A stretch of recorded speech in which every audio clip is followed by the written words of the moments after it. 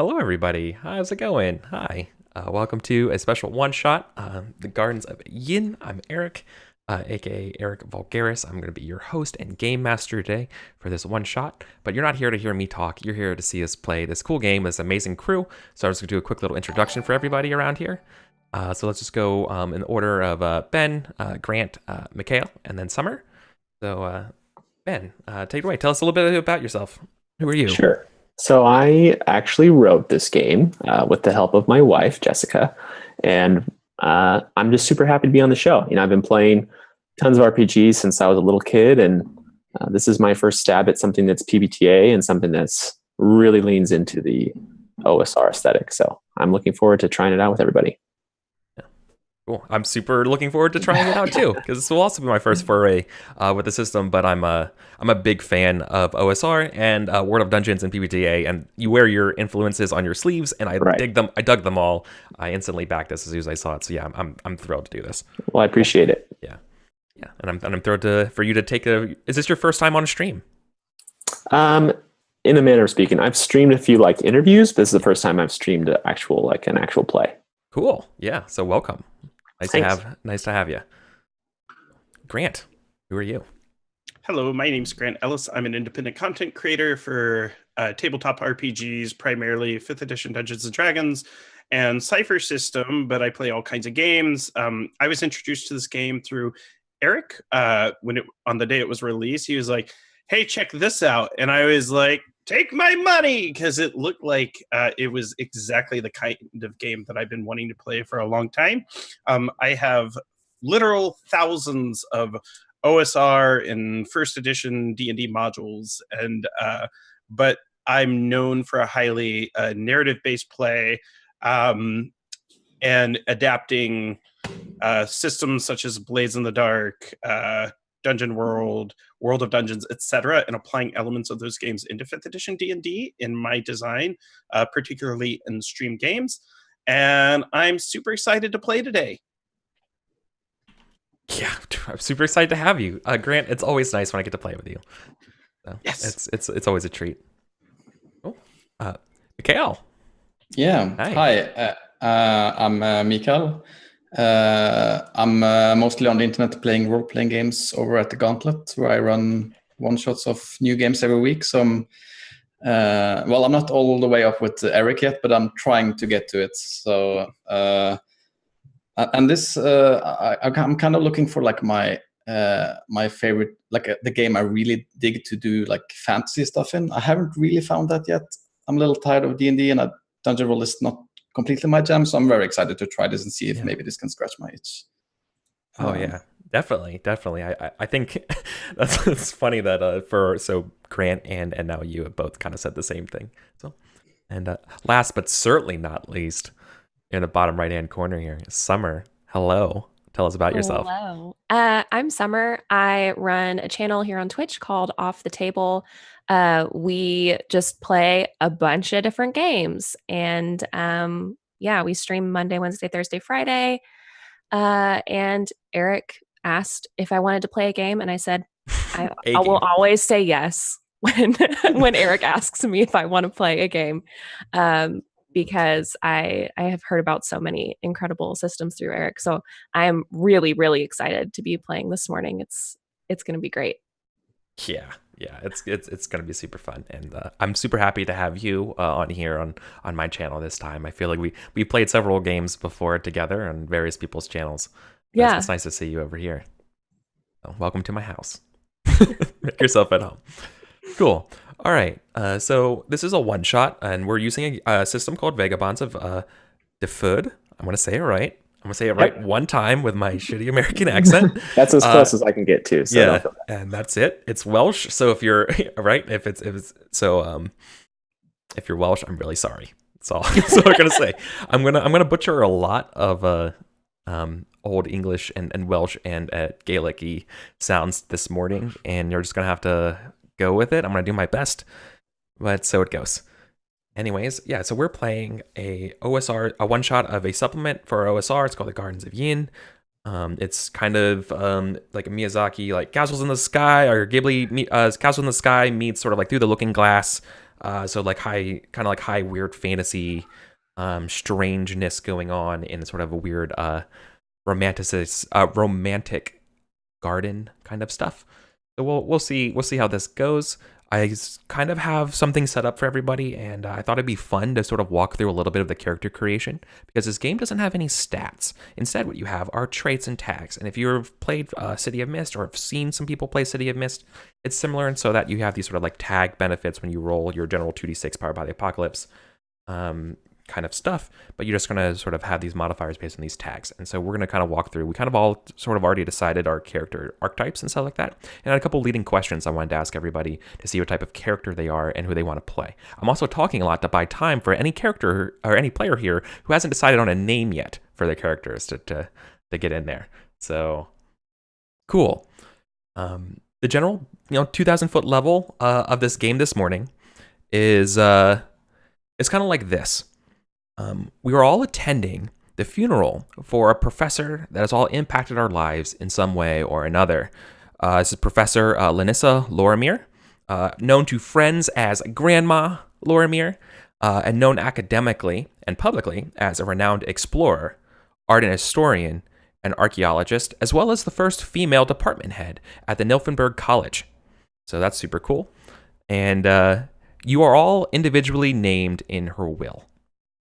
Which may have been a surprise for some of us, and we'll see. So who are we all and when we're playing? That's what we're going to find out right now. So let's start with who's picking the scoundrel this morning? Who's going to play the scoundrel? Yay! Yeah, okay. Yeah. Mikael, so life is hard in the capital. Even street vagrant scoundrels like you can't go freelance. However, you have found a way to get ahead, but it came at great peril. You crossed the Merry Guild, Nilfenberg's premier underworld network and consortium. You are going to steal the Hand of Durian. Now, choose your approach and your trait, the combination here, and how this went sideways. Were you too cautious and you missed your chance to escape? Were you too aggressive and caught too much heat? Or were you stealthy and you still don't know how they found you? I was stealthy, and I don't know how they found me. Cool. All right. I mean, no one ever finds me or sees me anywhere. Awesome. Because you were so stealthy, you get the practice shadow trait, which means that you treat 6- rolls, so a fail or a loss on when you're rolling to be stealthy, you will treat that as a 7 to 9 unless magical stuff like that could come into play, right? Furthermore, as a consequence to being caught by the Merry Guild, you were branded as an outcast and given the death mark scar. What does it look like? I think it's like her lips is like branded. I think they're like all black and all a little bit like gnarly almost. Black lips. Mm-hmm. Oh, do they like? Okay, so I totally now imagine the guild. They literally they kiss you in the ritual, and like it curses you, like it's like they like the kiss of death kind of thing. Yeah, probably like yeah, asset stuff or something. So they're a little like weird. Yeah. Oh, totally. That's awesome. That's super cool. Yeah. So you were after the quote unquote kiss of death. You thought you were done for until the professor did you a solid and got you set up with a job in her office under the condition that you repay a favor to them later. However, that day never came. Until one day you got a letter saying that the professor has passed on, but you were included in their will, and off you went. So that is sort of your gist for the scoundrel. Now let's fill in the rest of the details for your character. And what were you thinking about the rest for our scoundrel? Well, her name is Selena. And her approach to conflict is to sneak past if possible. I think see her as well. Also, like into her weakness that she actually is small and weak. So like in a direct physical conflict, she's not gonna be up for much good. So she needs to like use her smarts. She grew up as a street urchin. I mean, that's how her stealing began, I guess. Like she got to have food on the table, and then when she got good at it, her greed kind of like escalated things to where now she steals like the coolest things she can imagine, and failing sometimes, but I mean, totally cool. So then we have our so just for everyone who might be wanting to know more about how this game works at home, what we're doing here is these pointed questions help answer these trait questions. So like, we have now we have an answer to our approach to our conflict, like which way our character likes to solve problems. Our goal is going to be try to find the missing professor. Your gimmick here is the scar, the background being the vagabond, wink, and your foreground being a scoundrel here. And then do you have and your weakness is what? That I'm literally small and weak. Yeah. And her character flaw, yeah, is a girl's gotta eat. She's greedy. She will take like anything she can. If there's a possibility to steal something, she will take the opportunity, even if it's very like not opportune moment to do it. Ah, cool. I like that a lot. Awesome. And I'm gonna share in the Zoom group chat if you don't have it already. This is your equipment. Your armor rating is 1, your speed is 2, and your hit points are 8 as well, if you want to put that on your character sheet. Cool. Well, we got some more to go through, and I'm excited. So that's Sierra. I assume it's she, her. Was it Selena or Sierra? Or Selena. Mikael? You're muted. Yes. Yeah. Selena with an S. Oh, Selena. Got it. It's my daughter's name.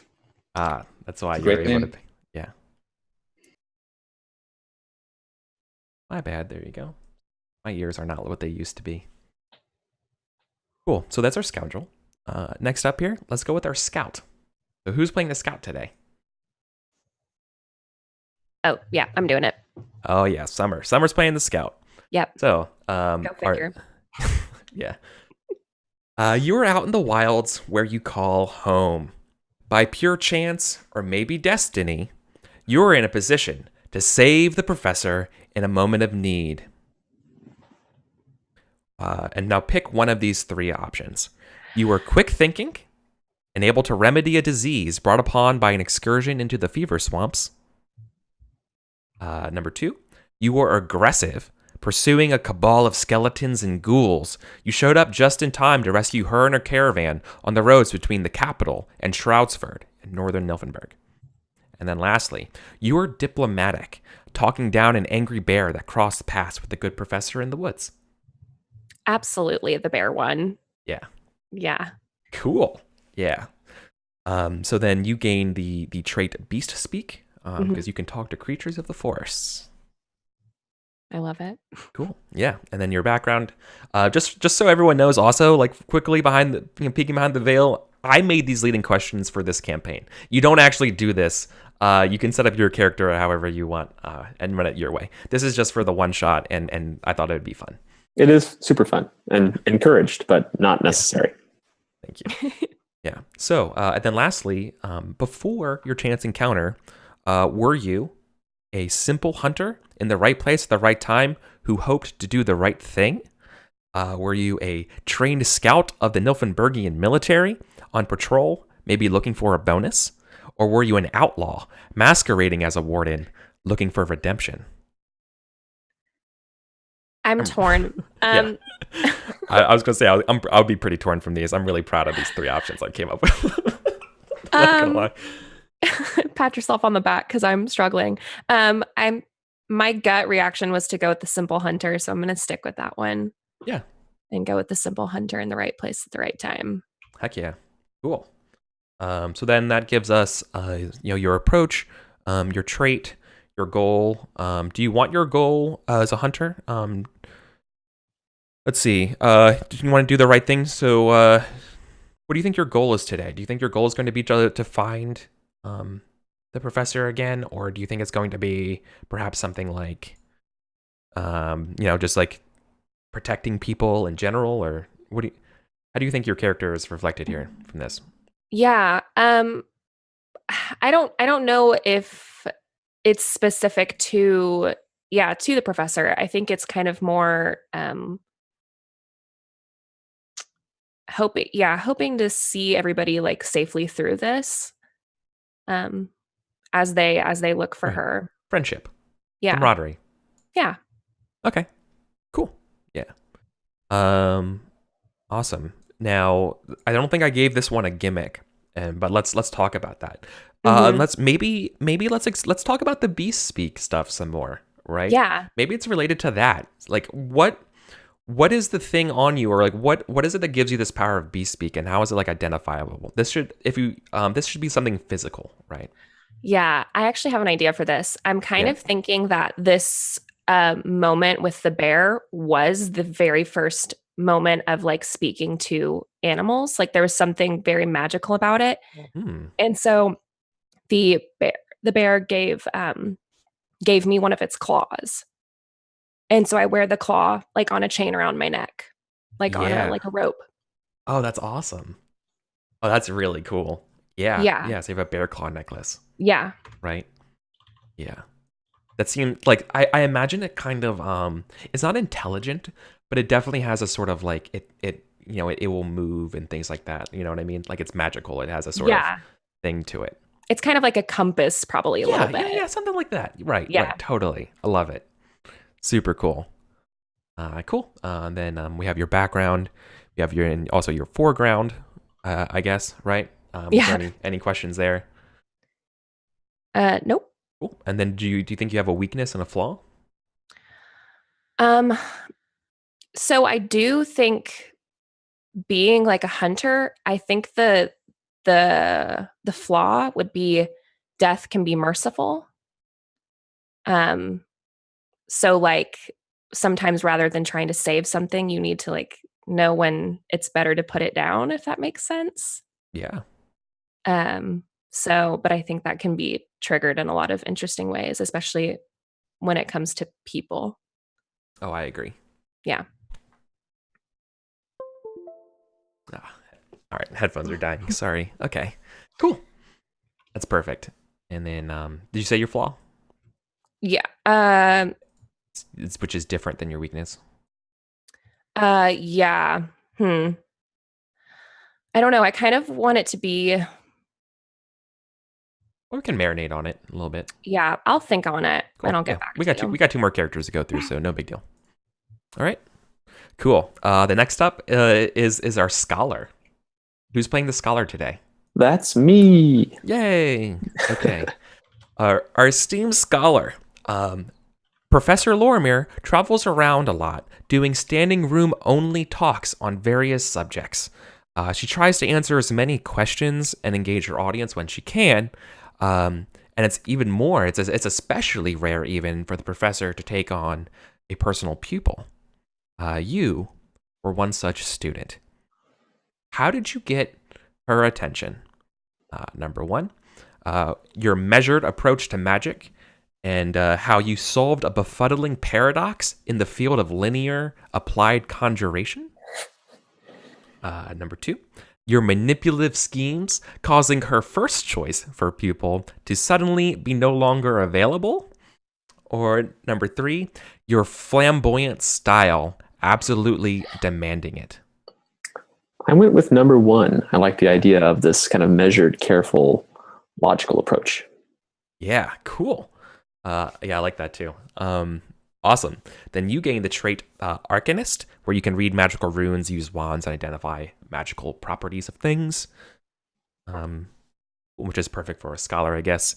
Yep. And then she saw a greatness in you as the intellectual doors came open in her stead.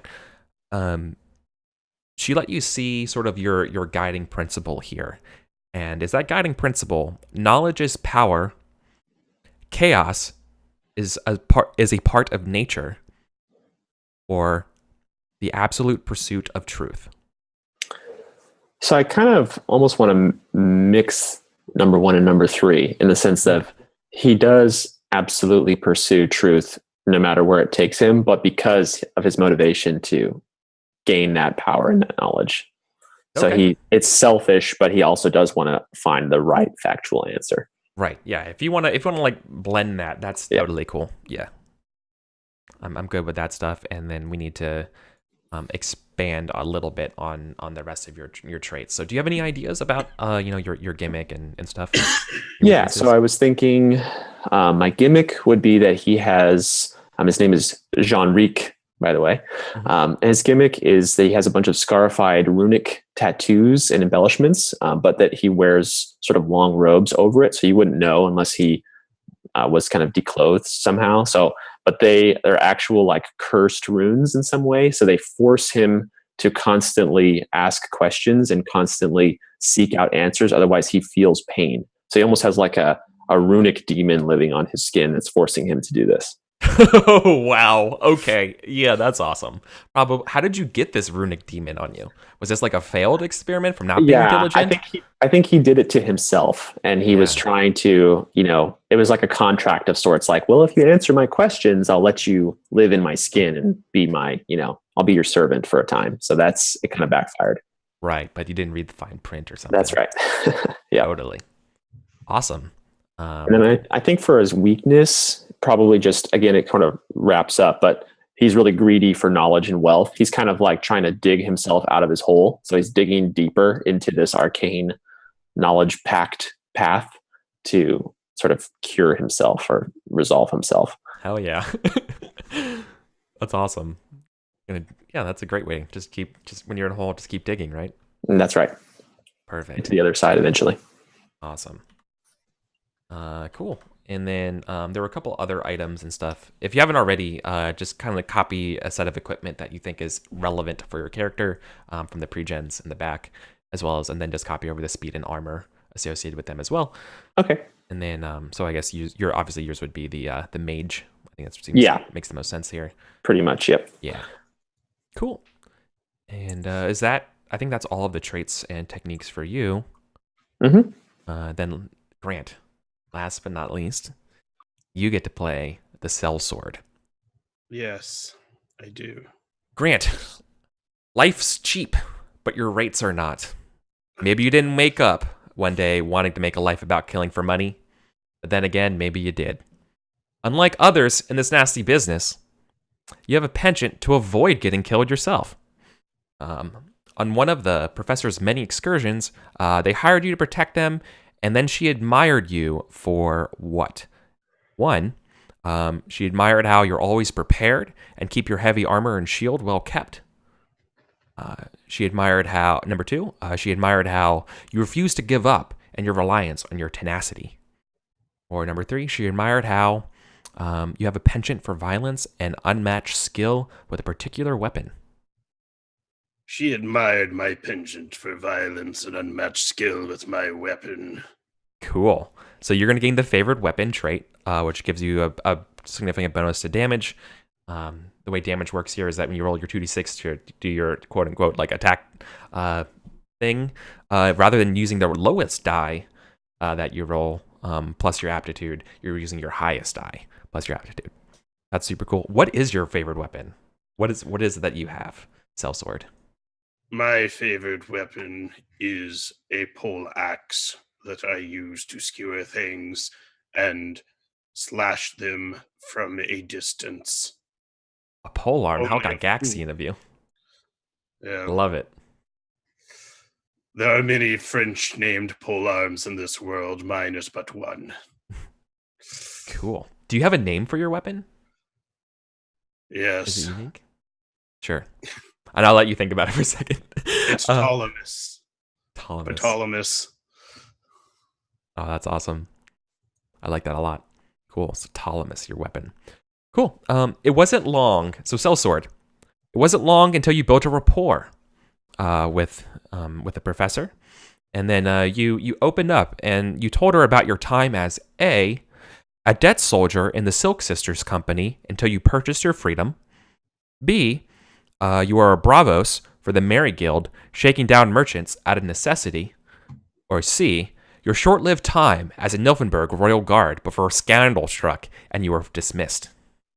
It was my short-lived time as a Nilfenberg Royal Guard and scandal did in fact strike, and I was guilty on all accounts. They are all to be believed, and I was dismissed. Nice. Cool.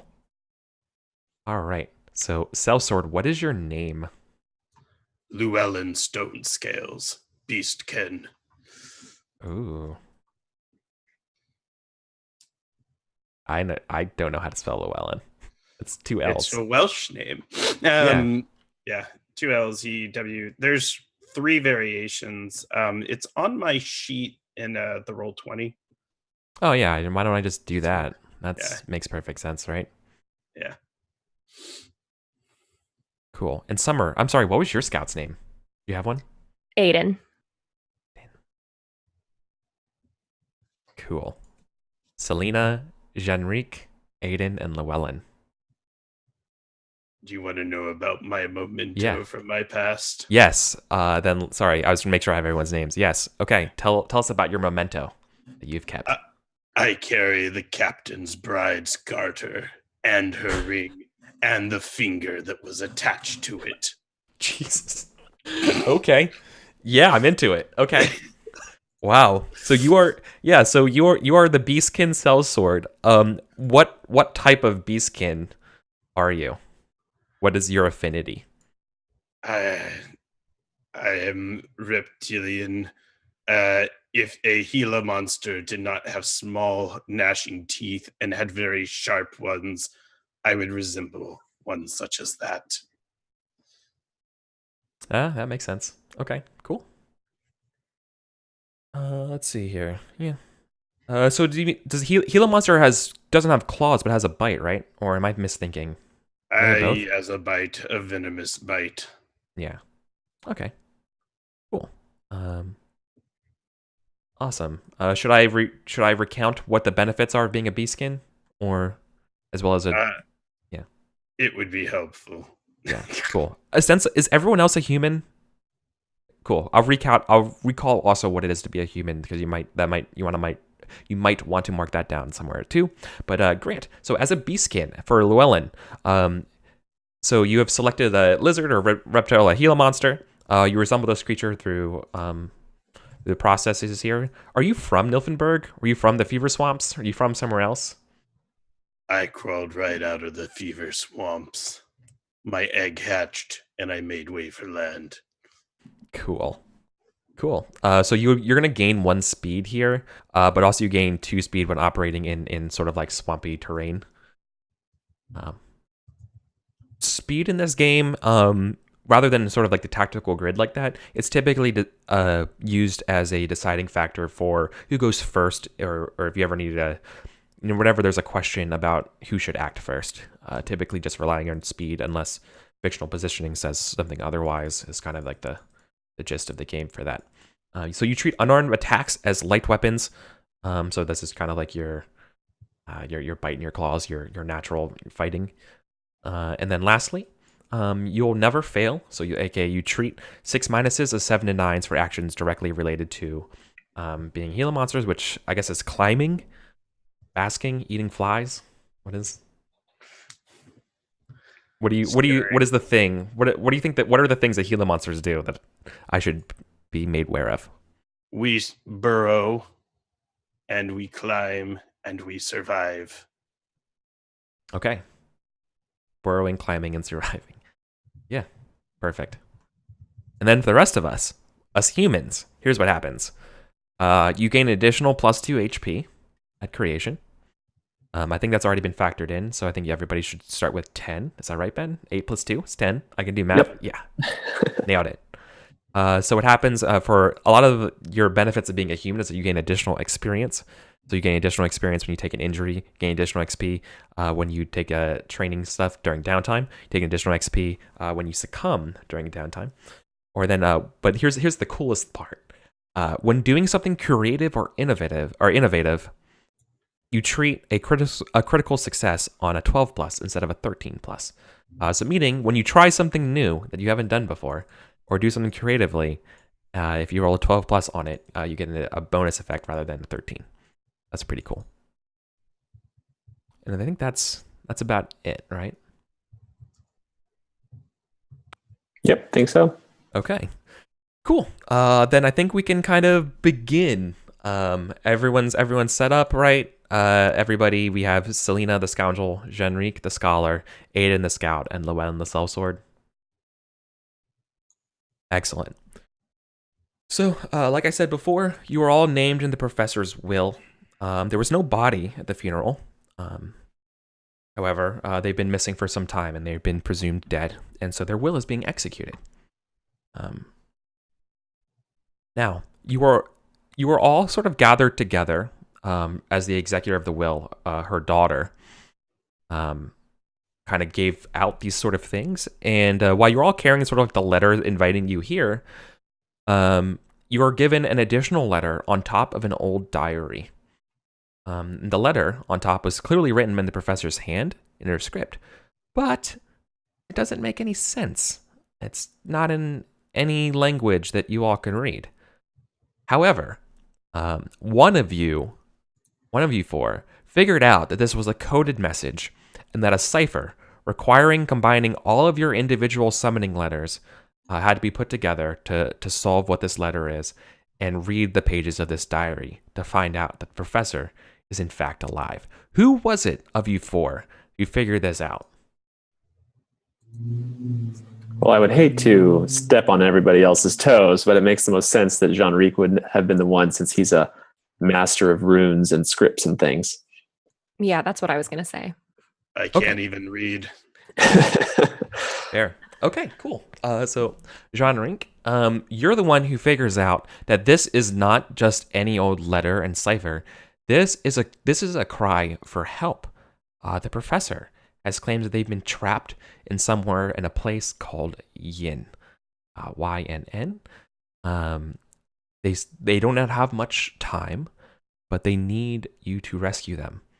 They give you instructions on how to get to Yin, and how to get there, and it doesn't make a lot of sense. Here's the process as described by the professor. In any garden, anywhere, you must find a wall covered in ivy, vines, moss, or something similar. You must clear that vegetation away, and using a simple piece of white chalk and charcoal, draw a realistic door, including keyhole and doorknob on the surface, and then write upon this door the following words: Yin, by way of wherever you are. Right? So, Yin, by way of Professor Lorimer's house. Right? That is the instructions to go to this magical place.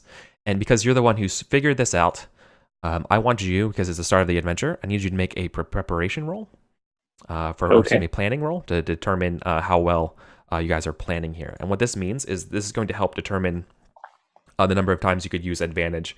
And this is kind of like a hold mechanic where you can kind of spend it to be like, hey, we're especially prepared for this one thing here. Cool. So do you want me to stack up for my aptitude with all my traits and whatnot? Yeah. Let's do that. And what sort of traits are we looking at here? Do you think might be good for planning? Well, I think that his measured, careful approach is helpful, and that his goal is to find the professor. So he's really personally motivated. You know, he views Grandma as his family. As part of his background, he was an orphan, so he sort of looks up to Grandma literally as a grandma. So he is very personally motivated. So at least I would say those two. And then maybe because he's used to magic and runes and things, he kind of can apply some of that learning to how to prepare through strange portals and things like that. Yo, definitely. Okay. So you don't have all the time in the world, but you also do not have little time. You kind of just have this medium place. So rather than rolling an advantage or disadvantage, I'm going to ask you that you roll straight dice. Okay. But yeah, I think those two mods are fair, and given the circumstances and that you don't have all the time in the world to prepare, go ahead and roll 2d6 plus 2. Have you used Roll20 before? Yeah. Okay, good. Yeah. Perfect. Okay, cool. So you got a 9. So on a 9, each PC. So this is what you have gotten for planning here. So we can kind of like cut into play. Each PC can roll at advantage once during this adventure at a time of their choosing, as long as this plan is relevant. So describe for us your plan here. So you're gonna go to Yin. Are you like over preparing here and bringing a bunch of stuff? Is this like an extraction, like quick, or what do you think? Or is this? Do you need more information? I think that Jean-Ric would definitely want to collaborate with his other, friends and his people who all kind of view the professor as someone important to their life, especially those who are more, battle tested than he is. So, he views this, since she's in trouble and since she said that time is kind of the essence. He would not want to over prepare, but he would want to kind of come in hot. But he's foolish and doesn't know battle, so he would definitely pick the brain of his other three companions. Cool. Yeah. So I imagine you guys the four of you kind of standing in gardens, and you have a bunch of like supplies around, and you're debating about your sort of approach here. What do you guys say?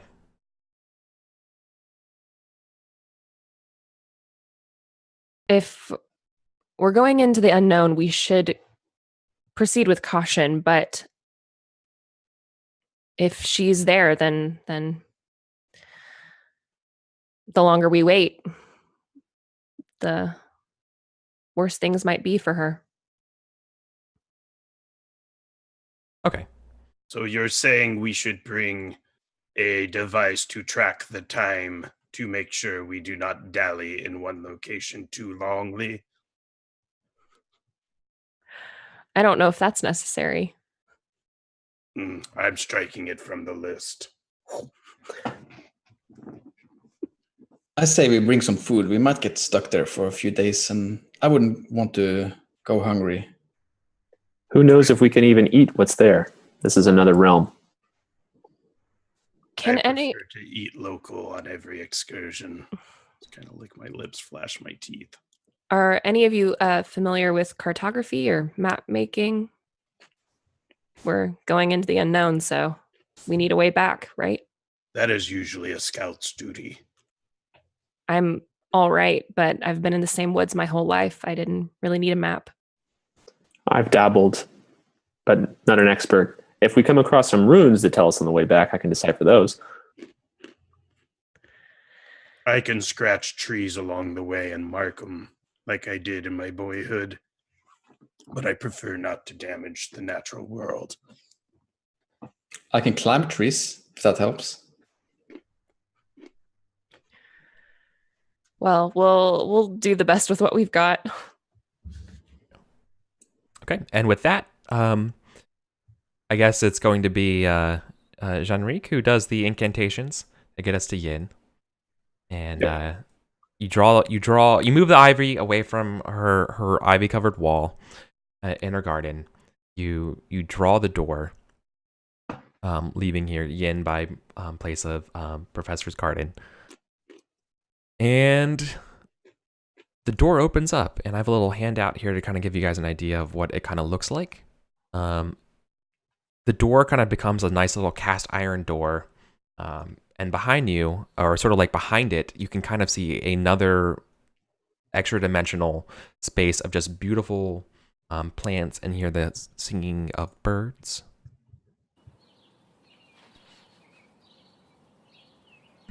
Excuse me. Bless you. Yeah. And behind you, it just looks like a well-manicured, well-kept, beautiful garden. Do you step through? Yep. Let's go. I lead the way. Pole arm, using it kind of like a walking stick. Okay. Jean-Ric would check to make sure his orb, so he's a magical orb, make sure that it still works. The way I picture it is kind of just like a somewhat liquid ball of like mercury, and so he would kind of just move his hand through the portal first to make sure that that the strange realm didn't affect it, and then once he was satisfied, he would step through. Okay. Oh yeah. So you step through. But you just hoard it out there. It buzzes a little bit. It glows. So while it's like a mercurial, like quicksilvery color, it definitely like it carries on a little prismatic sheen when you put it over there, like it's getting lit by all sides, and gives this nice like prismatic effect inside the liquidy orb. But otherwise, it works fine. So yeah, he's trying to hold back his own eagerness at exploring a new realm anyway. So yeah, doesn't hesitate. Cool. All right. So you all step forward, and behind you now is this like about 25 foot high wall of blooming ivy. It's a beautifully sunny day. There's not a cloud in the sky. The sun hangs leisurely up in the sky. Birds are chirping around, just sort of in every direction. And around you are a bunch of just various different types of flowers. Some of them are recognizable. Other ones you've never seen before. There is a silvery flower that I think maybe one of you knows that you've seen in in nursery rhyme kind of stuff, and it's an jealous osricane that's growing here. It's in full bloom. But yeah, no, you're just around some flower beds and some hedges.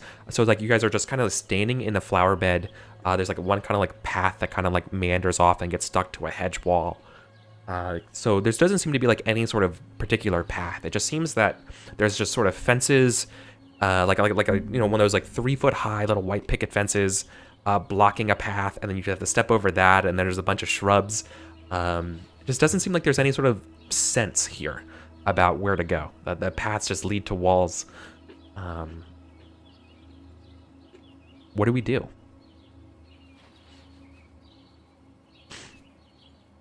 Aiden would want to go as straight as possible. Like, if there's no direction, if there doesn't seem to be a right way, let's go as straight as we can. And that way, like, we know we're moving in one direction. Okay. And regardless of like what's in the way, just stepping over shrubbery need be, walking through flowers if he has to. Yeah. Do we want to leave a path? Do we want to destroy the obstacles? You might get lost. The garden is so pretty. Yeah, I feel kind of bad. They can be repaired. We are on a mission, but I defer to your judgment. I have just the theory of being lost. Let us mark a path, but not one too obscene. I shall do so delicately. And have one claw out. I sort of dip in a little critter that I've been carrying for a few days now. It squeaks, and then it stops squeaking. This shall mark the way. God. Eat 'em. Jeez, that's so awesome. Yeah. Sorry, guys, I'm a beast kid. Yeah. No, I'm cool with it. Okay. Eric, did the note from the professor or her diary give us any indication of distance or direction or landmarks or anything like that? Yeah, I'm glad you asked. So, looking at the site, like you look back down at the letter now that you're in Yin, and the letter seems to like reveal more to you here, like as though it was written in ink from plants here that don't exist in reality. So like more words and context and things show up here on page, and you can see things like you see a 6-story high, so like 120 foot tall tower, spiraling, made of bricks and red, putting there, and says like go past here, and then she says like an underline, like find the canals, and like she's just sort of like these instructions, but there's no map. It's almost like a recipe, like it's just do these things, and it doesn't really make sense. So Jean-Ric would definitely disseminate that information. He might even call for like a huddle and show everybody to make sure that it wasn't subject to some sort of illusion. He wasn't alone in that. Yeah. He would tell Aiden that. Right. I think the letter most importantly gives you guys more of a caution about some of the details of Yin that you should be aware of. Time. Be aware of the time here spent in Yin. Days are twice as long. So you will sleep during the afternoon, right? Then, so keep that in mind. The second thing that you need to be aware of with Yin is that Yin is currently under construction, I guess is the best way of putting it. By that, or it's breaking down, and no one's fixing it. things change. Be careful where you go. If you choose to go forward, who knows what will happen. You can always try to go back the way you came, but sometimes where you go and where you go back isn't always the same. There's sort of I don't know how fictionally you would describe it, but think of it kind of like, like quantum. It doesn't exist until you look at it, kind of thing. That is an effect here at the end, and things will materialize in your periphery as a factor of this place. Jean-Ric would go into probably like laborious detail about, well, you see the principle of this causality, and he's kind of like rambling a little bit about what the professor actually means is this and this. So I'm sure it's very boring to everybody. No, Llewellyn stares unblinkingly. He goes, "So we're in hell. This is the underworld." This is the most beautiful garden you've ever been. Yes, but does she say a way out? How do we get out? That's the challenge. Walls. The same way. So this door that you're open, I guess no, that's fair. I think it would probably call it out. The door that you're opened lasts for 24 hours. That's your time. Right. Not Yin's. If you choose to, you can always create a new door to get out, but who knows where that leads you out. Okay. Well, if everything's changing around us, then I guess trying to keep track of where we've been. Not at the moment. Everything looks pretty common and chill right now. It's not like building and deconstructing in front of your eyes. Yeah. I think the way that she has listed these locations without like any particular order, it doesn't seem like it's like a map, obviously. It would be kind of Aiden would want to like all of us set our sights on one of them. Like if there's this red tower, like let's all like, he's got this magic like bear claw, right? That has led him to things in the past. So I think that's kind of like what his pitch would be. Like, let's set our sights on the red tower. We'll go there first. Like, it's just the first in the list. We'll find it. If it's this huge spiring structure, like, we'll find it. We'll get to it. This universe may manifest it based upon our intent only. So yes, great idea, Aiden. Could one of you get up high and see if you can see out in the distance? Maybe climb a tree or a wall or... Yes, I can climb. You want to go peer over the garden wall? Mm-hmm. Okay. Yeah, so you guys kind of go forward and you because I think we're still kind of following Aiden's straight line approach, right? And you kind of like stand on a couple rocks and kind of pull yourself up on a branch that you think you can kind of sit on and peer over one of the high topiary walls here. And here's what you see. You see what appears to be an orchard. An orchard, though, the likes you've never seen before. Steel spiky frameworks lined up with evenly spaced lines around them, and dangling from their spiky branches are beautiful, like a mandala-like network of colorful like yarn dangling around. And in the distance, sort of like near the back part of this place, you can see that there are some people wearing sort of like really thin white robes with black, like rubbery looking kind of gloves and sort of like veils on their faces, sort of like working and like piecing together this sort of like mandala like yarn to dry here on these trees. So pretty. There are people over there. They look weird. You see people? Well, what's weird about them? I mean, they look like something I've never seen before. I don't quite and like basically like describes how they look. And there's this. This place is strange. Well, maybe if there's people, then we should go talk to them. Maybe they have seen the professor. Local information is always the best. Let us go extract the information from them. Do they seem a way over there? Do I? It's about the size of a football field, right? So like, or a soccer pitch. Like looking out, like over there from this branch, like, yeah, you could see them. They seem to be perfectly diligently doing whatever it is they're doing. They haven't really seen you. Would there be any problems getting over there? No, you just have to kind of crash your way through the hedge, but you're fine.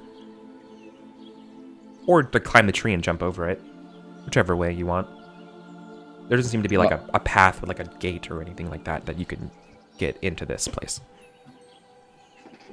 Yeah, I think she just like looks down at you and like, I mean, the hedge is not stopping you, is it?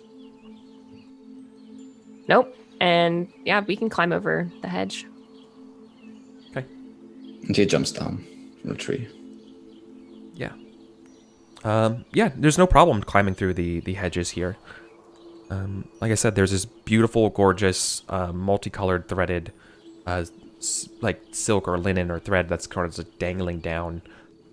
There's a gentle breeze kind of blowing that sort of like moves it around and ripples down this huge row of all these spiky holds for this. There's a couple, now that you guys are closer, you could see that you thought maybe these things were some sort of like machine that was sort of like making this, helping the people in the back make this thread. But instead, they're just giant arm-sized like caterpillars or bugs making these different colored threads. Yeah, you see the people there, they look very gaunt. And they, I think you see a couple of them sort of like turn their sides, like, you know, they see you like in the corner of their eye, but they don't ever stop their threading and their manipulations of these threads with their gloves. What do you do? Approach them and like call out, say, excuse me. Okay. There's three of them. There's three people doing it. There's kind of like one in each of these rows. So imagine there's sort of like three rows of like 30 or so odd of these trees. Yeah. And they're like variously spaced between different parts of these branches. They like, you know, they might work here and there, touching some of them and then move to another part and do the same thing. And yeah, so you try to interrupt them and talk to them. And you try to get the attention of one of them. And it just looks at you. You see its face has this nice white gossamery sort of like veil in front of it. Kind of like in the same sort of material as their white gossamery clothes that hang once again like real tight. Like you don't think there's like an ounce of muscle on these bodies, right? They're like super gaunt and frail, like almost like an angelic, you know, or something that's kind of like really skinny alienish form. Yeah. Yeah. And they look at you with their black gloves and their 3 fingers and a thumb, and they look at you and they're like, and go back to work.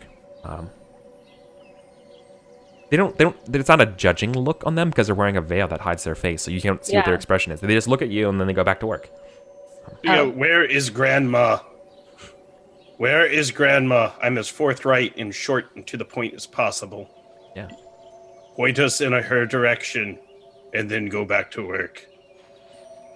Okay, so you're going to try to treat with these things? Oh, yeah. Okay, yeah. So I think between you and I think maybe what Aiden was trying to do. Mm-hmm. Yeah, so you guys are both trying to do this, and you see that it's falling on deaf ears. This isn't a roll, because there's no chance of success here. Okay. Instead, they look at you, and this one stops what it does and stares at you. So now you can see that it has its black gloves. You know, they let the silk go down, and they just look at you, and they point back to where you came, right? Yeah. And then there's this pause. There's this pause of them looking. And then they grab one of the threading animal insects in one hand, and it's writhing in their hand, and they point back at where you came. You think they're gonna throw it at you, like it's like a weapon. Does the... Oh, sorry, go ahead. I was going to say, as I'm treating with them, my core flaw is, which we may have skipped over, but is violence is the root of all power and often the best and only solution to conflict. So if I feel they're going to throw it at me, I feel they are entering into a conflict. With that said, I'm not going to use a weapon on them. I'm just going to start like heal a monster moaning at him, just go bah, as almost a point to my mouth, like throwing it bah. They stand unflinchingly as you do this. Guys, I think you roar. Well, I think what happens is you roar at them, right? Do that roar, right? And you see like this like ripple effect of like your roar like go across like a gust of wind, and you see it move part of like the gossamer veil, and you see nothing but a missing lower jaw, but like alabaster bone underneath the veil. Bone face. And yeah, it's gonna throw this weevil thing at you. So like just dodge, right but might have a before it chance. throws, Yeah. if I could, does Jean-Ric, I don't need to roll for it or anything, but does Jean-Ric tell that this mandala kind of configuration was some sort of spell form or like rune or arcane shape of any kind, or does it look just like the other sort of randomness that's here? Yeah. No, it's beautiful mundane silk. Okay, so he's just observing, waiting for It's drying. Yeah. Llewellyn to get pegged by a bug. Okay. Yeah, Aiden is backing up like, all right, we didn't mean any harm. Okay. We did mean harm. Oh, but I'm not going back the way that we came. I think we should keep pushing forward. I think we should take one with us. Take one of them. I don't think Why? that's necessary. Right. So it's gonna try to get close to you and then throw this try to arc this bug at you. I want them to learn what it's like to lose someone as we lost someone. Okay. Are you just What gonna you get saying? hit by? Are you just gonna get hit by the bug? Because it's gonna I totally wanna just land catch it on my you. mouth. Okay. Heal Yeah. monster. All right. So you're gonna try to eat it instead. Yes. Okay. Cool. So this is gonna be a roll. Yes. We had mentioned catching flies earlier. Yeah, that's kind of fair. So I guess I actually have to. So I roll 2 dice plus 1. So Is that you're, how this works? no, so you're rolling 2d6, and then do you have any sort of traits here that come into effect? No, we That's talked why about the Gila catch a monster thing. fly, Yeah. Yeah, so that just means that doesn't give you a bonus here other than it just you'll treat 6s as 7 to 9s. Okay. So. Not really. No. I mean, it. Other than having an extensive background of eating darn near any critter I could find, but I'm not particularly hungry. I ate a mouse like 5 minutes ago. So let's roll 2d6. 8. Okay. Got a 5 and a 3. Cool. So here's what happens. You gobble it up, but kind of as soon as you gobble it up, the other workers of this place take notice of you, stop what they're doing, and they all start to approach you. They take off their gloves, and you can see that there's these bony alabaster claws as they all come towards you angrily. Llewellyn, I think we should go now. I agree. They are the aggressors. They threw at me, but we should go because we came here for Grandma, not to have our souls sucked. And I make haste to get out of there. Which are you? So you're going back? I No, really not want to at go. all. I want to go through. I want to Yeah. go past them. All right. So yeah, so we're gonna try to like dodge them and get to the other side. Yeah, you Yes. said there's like multiple rows, Yeah. so like we're just like diving into a different road, like get by. Yeah. We're going to Okay. Scooby-Doo through this Yeah. as a pack. Mhm. Okay. So I'm going to actually need each of you to defy danger here. as you guys you scurry your way through these silk sheets away from these alabaster workers. Okay. The danger here is that the silk isn't just silk, and if you're not careful, you might get caught by one of these guards or get caught by the silk. Okay. So, yeah. So I need each of you to do this roll. Let's just do a random arbitrary order here. Yeah, let's go with our scoundrel first, right? Selena, let's go with you. Yeah. Yeah. Can I apply some traits here? Yeah. I think like she's run from people before as a street dragon she is. This is not a new situation for her. And I think also like her approach to conflict, sneak past if possible, is applicable here. Yeah, I definitely think both of those are applicable. Yes. So yeah, I don't think there's any necessarily negative trait here. I think we're good with +2. Yeah. Ooh, yeah. So that's a crit. Oh man. Cool. So you get something bonus. You get a bonus done here. What do you think about? All right. So I imagine you actually probably helped somebody out here. So how about you describe for me here, Selena?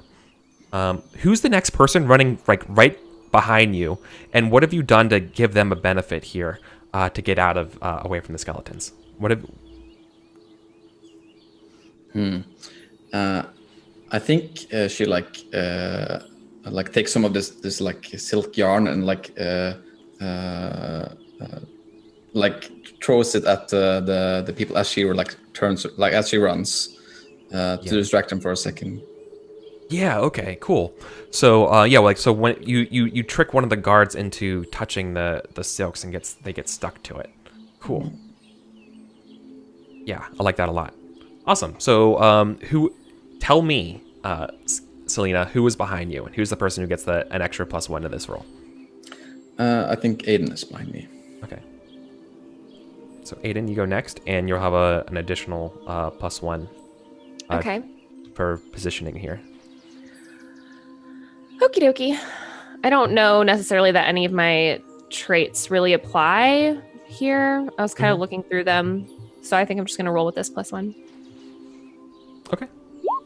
Oh my god. Okay. That's not great. Cursed. So, I think what happens is...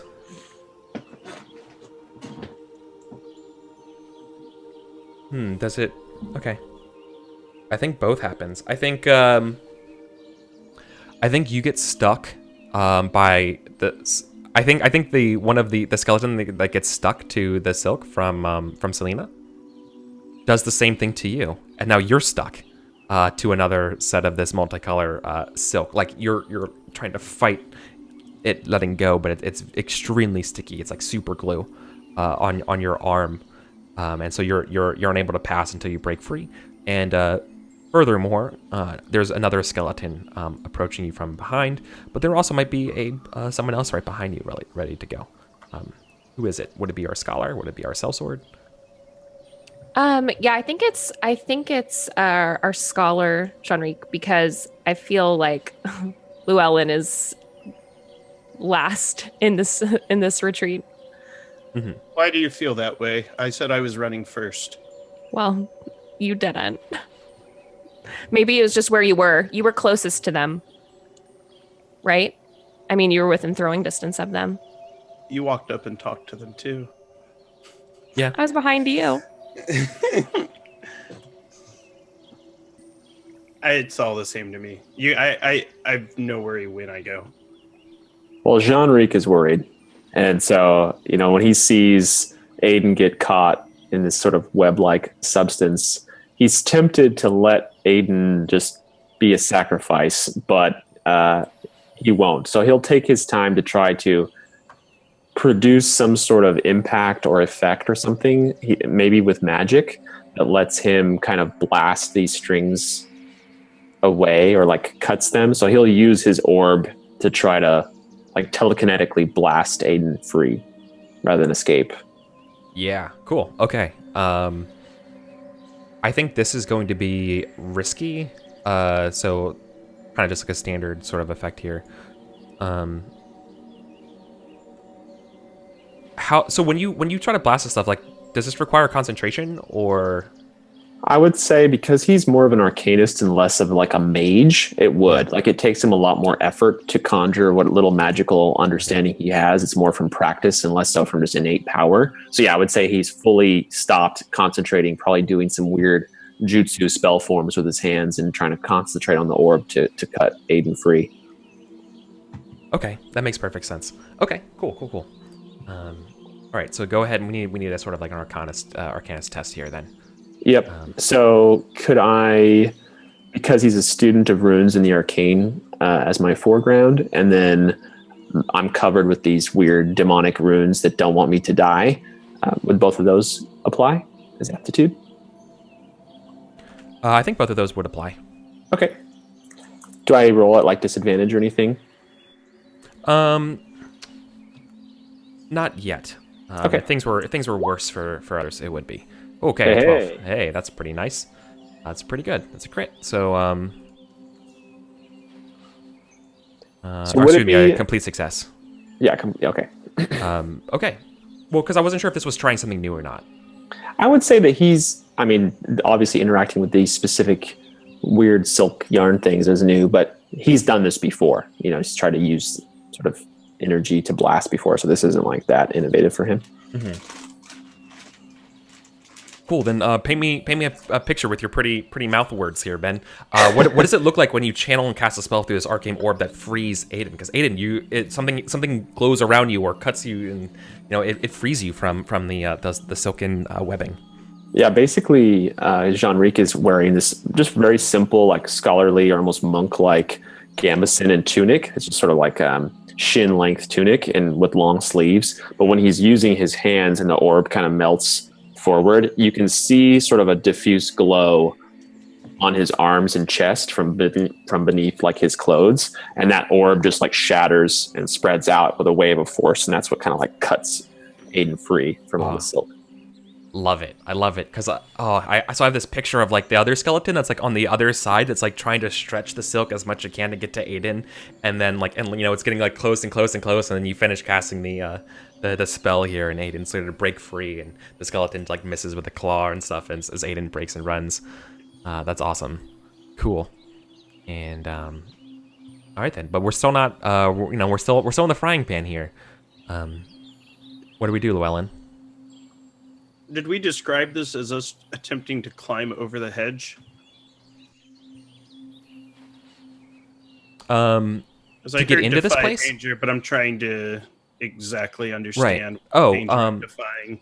You guys. So you're on one edge of the football field orchard of these metal silken tree things, right? And it was described to me in my headspace that you're trying to get to the other side. Right, okay. You're trying to like juke around these things and not touch any of the silken sheets that are also flapping in the air. All right, there's not much I can do. If we were trying to climb over things, I was like, oh, I'm supposed to not fail at climbing checks, but I'm juking. I'm football playing.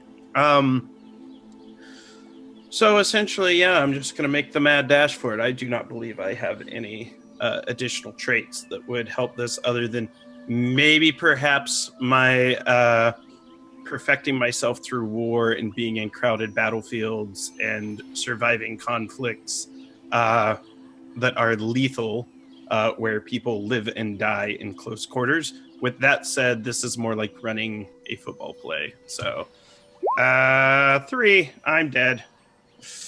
Ooh, okay. That's not great. Oh, but it's the fun part of the game. Yeah, so I think, I don't think you're going to get caught by the silk, but I definitely think one of these claws is going to get you here. They better. Right? I'd be disappointed if they didn't. Right, so, I have squat lizard legs. Yeah, so I think what's going to happen here is I think you're going to... do I want to give you actually... Yeah. I think it's going to be both. I think it's going to be one, they're going to hit you once, and you're probably going to stumble and fall, and they're probably going to get up to try to hit you again, and you're going to have to like try to get out of the way and ask you, what do you do, right?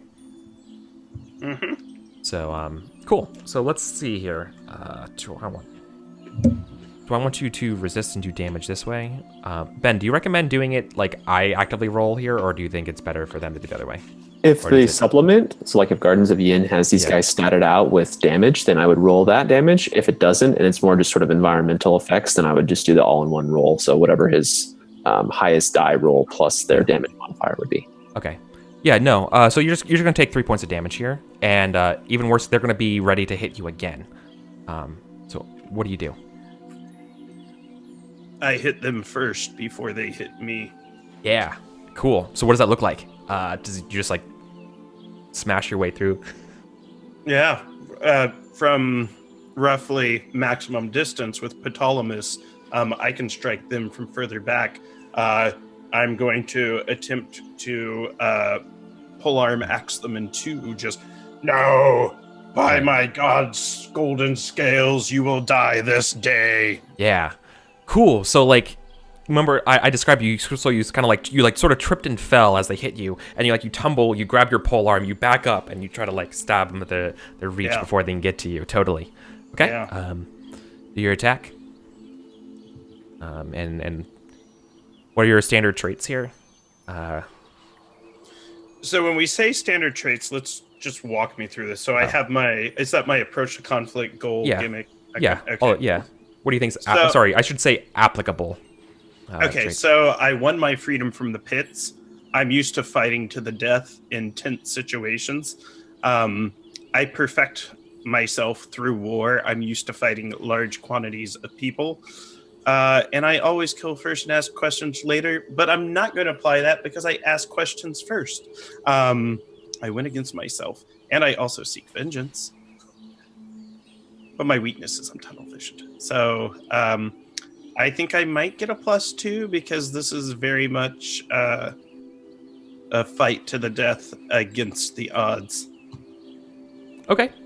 Yeah, I think this. Okay, I think +2 is applicable here. Yeah. Shazam.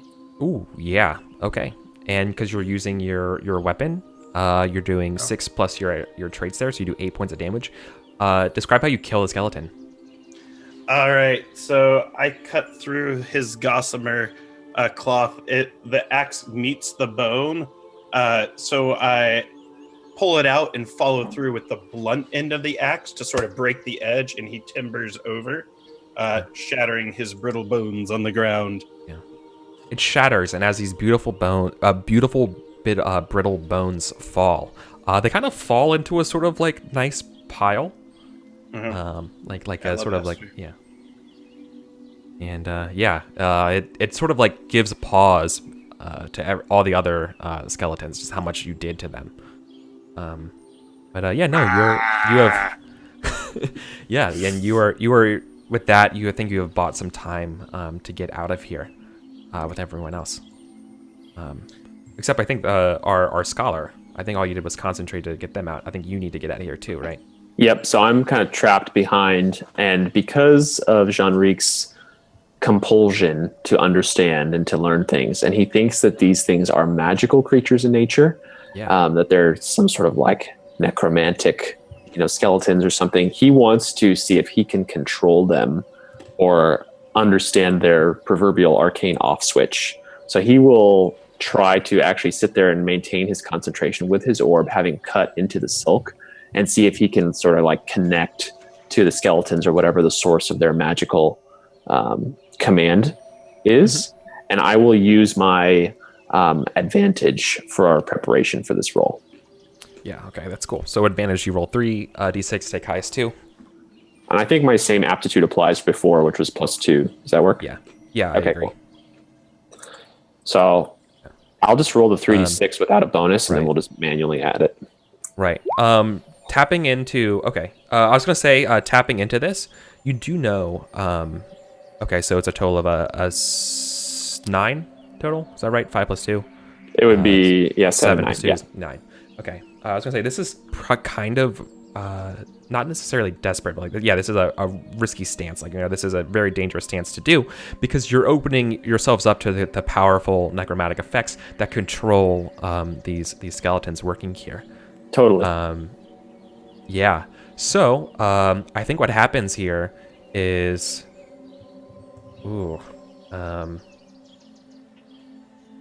yeah, I think the effect. So you exceed partially, right? Like so you do get to see what's going on with them. You see that there is a connection between these worms of this place and these skeletons, and all of a sudden, you know that if you can control these worms, you can control these skeletons, these silkworms. The problem here, that by doing that though, is that yeah, I'm going to need you to resist opening yourselves up to the effects here of Yin. Yin is going to try to change you to be more like it by doing this. All right? So I need you to describe how you're going to mentally resist this change. As like a shearing pain like from inside of you lights up like a splitting headache. So I think two things would apply. One, his approach, his sort of measured, careful approach to magic in the sense that he's always kind of sequestering different elements of his mind and his body and what he's willing to expose to that. So like he will sacrifice a small part of himself to feed that in order to save the rest of it, right? And then the second would be this sort of demonic, runic curse he has upon himself. Again, he's the vessel for this entity, so it wants to keep him alive and wants to keep him intact. So it's kind of like aiding him in fighting that foreign effect. Okay, yeah. So you're gonna try to fight it. Totally. Okay. Go ahead and roll. Yeah, go ahead and roll. Okay. Ooh, Six. 6. Okay. You're gonna get 2 alterations. Lovely. So your skin turns green as you become photosynthetic. Okay. And so that's kind of cool. Sounds like an improvement. Kinda. Yeah. And the other one doesn't reveal itself just yet. Oh, fun. So that's kind of cool. I have a rules question when we get a second, Eric. Yeah. What's up? That's a good point. What's up? Would my armor have reduced damage I took earlier? Yes, it would have. So I would take 0 damage if my armor reduces it by 3. Yeah. Cool. So then it's more just like the brunt force of the strike knock you down. Gong. And, yeah, exactly. Perfect. Okay. Yeah, but now you're green. That's fine. Welcome to Yin. I imagine like a nice, like cozy mint green. Obviously. So Jean-Ric would kind of like call out, he would say like, get the worms, as he's like fighting or resisting this magical corruption. So I guess like Llewellyn would be the closest to him still, right? Oh yeah, I'm running up and I'm going to try to grab as many worms as I can. Okay. Jean-Ric is educated. Yeah, so you go to grab them, right? And you grab them, and they're pretty fast and wily and in your hands, right? So it's not a problem of grabbing them; it's a problem of like holding onto them and not getting bit by them. Because you see, like each of them has like razor sharp mandibles that are like as you grab them, the little like tiny caterpillar arms wiggling and writhing. Yes. Yeah. They may have difficulty piercing my gauntlets, and I might have difficulty not popping them when I squeeze them, but I'm going to try to gather. I was going to start filling up my mouth with them, use that to carry them, but no, not after you described biting. Yeah, and I'm just going to grab as many worms. I'm going to be like, Jean-Ric, how many? I can only carry so much. All of them. And he would keep backing away. I need to make multiple trips. Yeah, there's no way you could grab all of them. Yeah. No, not at all. So with my lizard brain, I can't carry more than I have digits is a good rule. And so I'm just going to sweep up 2 like banana bunch fulls and go running after the group. Right. Can you just make sure that you're not getting bit by them for me? Sure. So I need to roll 2d6. Yeah. Would I be able to like assist him in the sense that I'm kind of fighting off this like I'm magically concentrating on distracting this element? Oh yeah, you could totally assist with that. So would he get like advantage or yeah? Or a plus? Yeah, no, I give you advantage because you have kind of seen a bit of Yin, especially in this place. How does advantage work? 3d6, take the highest 2. Cool. Oh no! Sorry. Damn. 3 ones! Okay. Nailed it. Cool. Well, I love this game. that's not great. So, I think you're gonna get bit as well, but I think because of the energies of oh boy, yeah, there's just too much energy going through Jean-Ric here trying to help you. So while it doesn't hit, it goes to your armor. It doesn't do any damage to you. No. But I think you're also going to get affected by Yin I hope so. as well. But you're gonna be fine. Okay. Cool. Yeah. Nothing. You feel you just get like ow, like you just pinched through my armor, but nothing hurts. But you're fine. I over dramatic cry out. Ow! Yeah, but you're fine. They're like sticking to me like leeches. Just no. Yeah. Okay. Cool. So can Jean-Ric see the rest of the other two, Selena and Aiden? Did they get out freely? Because that's all he was really trying to delay for, was to make sure that they got free. Yeah, you would have the opportunity to get to the other side of this hedge wall if you wanted to. Yeah, so as soon as Llewellyn grabbed the worms, as kind of like, he views it almost as like taking a hostage, take that opportunity of, if there was a pause, to run away with Llewellyn. Oh yeah, I think you're absolutely at that spot. Okay, cool. So you guys dash through the other hedges, holding some of these silk things in tow, and you guys kind of get into this sort of space of kind of like how you began.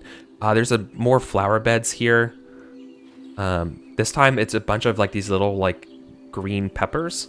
Just like a field of these little green peppers that are growing. And then you see behind them, you see a larger sort of fence. But sort of you travel a little bit more ways through. You find a little stone path that actually goes to another hedge wall. But this one does have one of those cast iron doors in it. And behind it, you can kind of see that that sort of stone path that you're following goes up to a tower that's made of brick.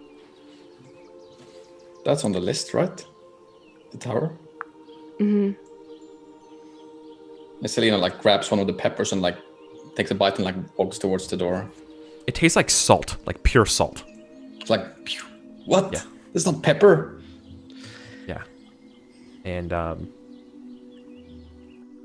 I think it also, it'd be really cool because it'd be fun. There's a little like one of those bridges, right? You know, like a little like stream runs through that seems to just like run off into like behind a bend. Yeah. With one of those nice little like gardeny little tiny arch bridges around. Who notices it? Because Llewellyn doesn't have a reflection anymore. Also, you're green. Yes, Jean-Ric is very noticeably green too, which you guys probably realize now. Yeah, and Selena like starts spitting out like the pepper, like, ooh. What happened? What? How are the peppers? And I want to pluck one and swallow it whole without chewing. These creatures made us change to reflect them somehow. Here, give me one, Llewellyn. I want to store it. So Jean-Ric would like try to carefully, gingerly take one and put it in some sort of like wrap or like a water skin or something if I have a vessel. Even if it dies, that's okay. He just wants to like store it somehow. Well, you drop the first one as it just passes through your hand. Whoa, no. You have to not necessarily like mechanically concentrate, but you have to focus yourself to interact with plant matter. Okay. So he would just you sort can of pass like through plant matter. wave his hand through the hedge. Is it just sort of like a ghostly apparition? Yeah. Okay. Because you're green and you're attuned here, you can actually pass through plant matter now. So you drop the first pepper, so it just goes through your hand, and yeah. That's nifty. So I'm already attuning to the way of yin. Do you feel all right? I feel stronger than ever. So he would just concentrate on the worm thing and put it in the vessel. Yeah. Oh, it does not like that. It's very angry. Thrashes about, but it's fine. I want that for walls. What do you have for the plans? Oh man, think of the opportunities I could have for stealing stuff. Until you sink through the floor of this tower we're trying to go to. Oh, I didn't think of that. Yeah. Cool. So are we going up to the tower? Yeah. Cool. Better believe it. Who's in the lead here? Who's sort of like on point? I wouldn't mind going first. Aiden? Okay. Yeah. Aiden, you open the skeletons don't pursue you past their place. So you guys are okay now. You open the creaky iron door into this sort of nice little manicured lawn with these stepping stone pathway up to this huge tower made of red brick and wood. It's probably about like 120, 150 feet tall. It looks like straight out of a fairy tale or like a nursery rhyme looking one. So it's kind of like, it's like crooked and jagged and has like sort of 3 extra little minarets. Is that the spiky parts at the top of the towers? And yeah, do you guys want to like go to, there doesn't seem to be like there's a door to it, but you can see there's several windows going up to the next floors and stuff. Yeah, I think Aiden would come up to it and put his hand on the wall and just start walking around the perimeter of the tower, like dragging his hand on the wall to kind of feel, to see if maybe there's like a secret door.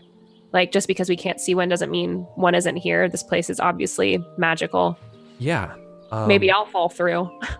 Yeah, look for, give me a check here as you're trying to notice a secret door, putting your hand over, looking for something that could be false. Can I use my bear claw to see if it like guides me in any way? Yeah, if you want to expose your bear claw's magic to Yin, totally. Yeah. Yeah, okay. Okay. So 2d6 plus 1? Mm-hmm. Okay.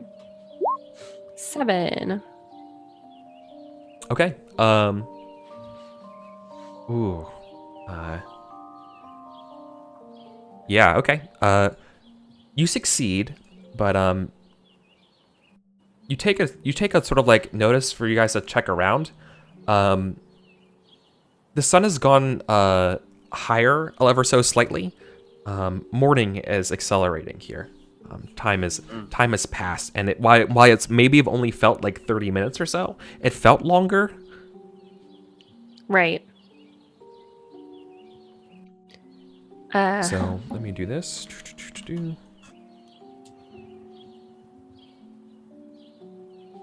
Cool. But yeah, no, you definitely find a hidden like false stone door here. So you can kind of like see like the outline, like you found the fingers are on like the trace of where it is, but you haven't found the way to open it, right? Yeah. He kind of waves over the rest of the group and says, I think I've found the door, but I'm not 100% sure how to open it. And he's kind of like pushing on it, trying to turn the knob. Well, there's not a knob, so doing my best. Yeah. Pull the handle. I mean, there's always a key, even if it's like stone. You think you do spot a keyhole, but at the same time, you also feel a rumble beneath you, like the ground has a serious stomach ache, or something very deep below you has shook. Yeah, I think Selena grabs like a small like kit of lockpicks from her backpack, and like, just give me a second. Okay. Yeah, Aiden steps to the side. And I try to pick the lock. Okay. So you're gonna try to put your things into the keyhole and kind of try to feel this out. This is absolutely gonna be a roll. Let's see here. You definitely get the sense that this place is like warded, Jean-Ric. Like there's definitely a sense of like, yes, it's magical. You should be on your guard here. So he would just sort of, being aware of that, he would tell Selena, be aware of magic, although I don't know its particular flavor yet. If I can like concentrate or assist her in some way, then he would try that. I don't know if I could use you want to like discern. You could totally try to discern the what this tower is and maybe what it's about more to inform sort of what's sort of like the secret spell of this door and stuff. Totally. Sure. Yeah. Not necessarily just a roll, just to try to like help. Penetrate it, if that makes sense. Okay, so you would actually have to concentrate. There is like, other than hey, it's magical. Other than what you just said here, that's all you could give, and it would not confer a bonus. You would actually have to actively try to like attune to this magic here to figure out how to thwart it. That's fine. Jean-Ric would do that. He would just like stand right behind. If Selena's like crouching at the doorway, Jean-Ric would just sort of like stand behind and concentrate and use his orb to try to like provide guidance or open up a weakness in the abjuration of the doorway or whatever. Mm-hmm. Okay, cool. The winds that you felt blowing through the silk places, they seem to have followed you here, and they're picking up ever so slightly. But yes, go ahead and do this. So that I'm gonna need a roll from you. Yeah, I'm gonna apply my experience as a scoundrel. And I think also like actually like the fact that there's so much things going on here. I think it's like really she wants to get out of dodge. So it's like try to sneak past if possible. I don't know if that applies. I'm angling for it though, like doing it quickly so she doesn't have to meet whatever this rumbling or wind things mean. Okay, you're gonna do this quickly. Yeah. Okay. So then that would be like a -1 to this, I guess. For that. But then your other factors are positive. Yeah. Cool. So a total of a 10. Nice. That's pretty good. So you succeed here. Yeah. So how did you? Okay. So the door gives way. Okay. Here's my question for you, Selena. How did you know that this, like, have you seen this lock before? Like a magical lock that, like, was it related to something you've done in the past that you know how to thwart this? Because it seemed, or was this like a lucky break? Or what is your experience with magical locks that let you able to like use your tools to thwart this magical lock? Yeah, I think actually like Granny taught me something about this. Like it's, I mean, even though it's magical, it's still a lock. You need to find a solution to the problem. And like it just blows up harder if you fail. Like that's what Granite taught me. Don't be fooled by the magic. It's still a lock. Perfect. Cool. Okay. Yeah. So then, when you do that, the sort of shimmering wall where the door was just disappears, and inside you see a dark, almost barren, like base level of this tower, made with wooden floorboards and stuff, but you see one of those spiraling little wooden staircases that goes on the periphery of the tower going up to the next level. However, right in the middle, through like one of the little window slits coming down through the first floor light, standing right in the middle of it, laying down, like kind of like on its side with the belly, is a black cat. Just laying there, its tail doing its like, I'm a cat. Oh, I want to talk to this little sweet baby. Yeah? Aiden would kind of like smile and walk over and just like start talking to it like a cat. Does it hiss? Yeah, when you get close to it, it doesn't like you, and it backs up. It's hunches its back. But yeah, you could try to like talk it out. But you also think it's probably actually afraid more of Llewellyn. Oh. Yeah. I hiss back. Llewellyn, come on. Yeah. That thing is lunch. Yeah, he kneels down and probably like like holds out his hand for the cat to like sniff, and is just like, "Don't worry, we're not going to hurt you. We just want to come in." Okay. Yeah, totally parlay with this thing. Yeah. With your beast speech here totally comes into effect. Mm-hmm. Okay. I'm going to use my adventuring pack to pull out a cat pelt that I keep for just No. such Oh occasion. my god. Oh god. The rumbling. Okay. No, the cat jumps to the window ledge where the light was coming through and hisses at you instead, and says and actually like speaks in common like to everybody and says, "You'll never find her," and then just jumps out the window and starts running through the yard on the other side of the tower. What do you do? And there's a huge just gust look of back wind. at the others like, How far away has it gotten? It just left. What do? You could sprint. Well, Jean-Ric would- go back outside and go after the cat. Yeah, Jean-Ric would totally point at Llewellyn. Get it! Yeah, I'm catching full force in action, and I can attack from 10 feet away. I'm going to have to pin this thing. I'm sorry, Summer. Don't kill I'm it. just kidding. I'm going to try to catch it on my pole. Come on. I'm not going to stab it with the axe. I'm just going to try to scoop it up. All right. Instinctively, it'll grab. Yeah. All right. It'll bite its rough. Okay. What I'm gonna say is, this thing is very fast, but you're also fast enough to catch it, right? You're a pursuit hunter, but you also get tunnel vision, right? Yeah. Okay. So you're gonna pursue this thing no matter what.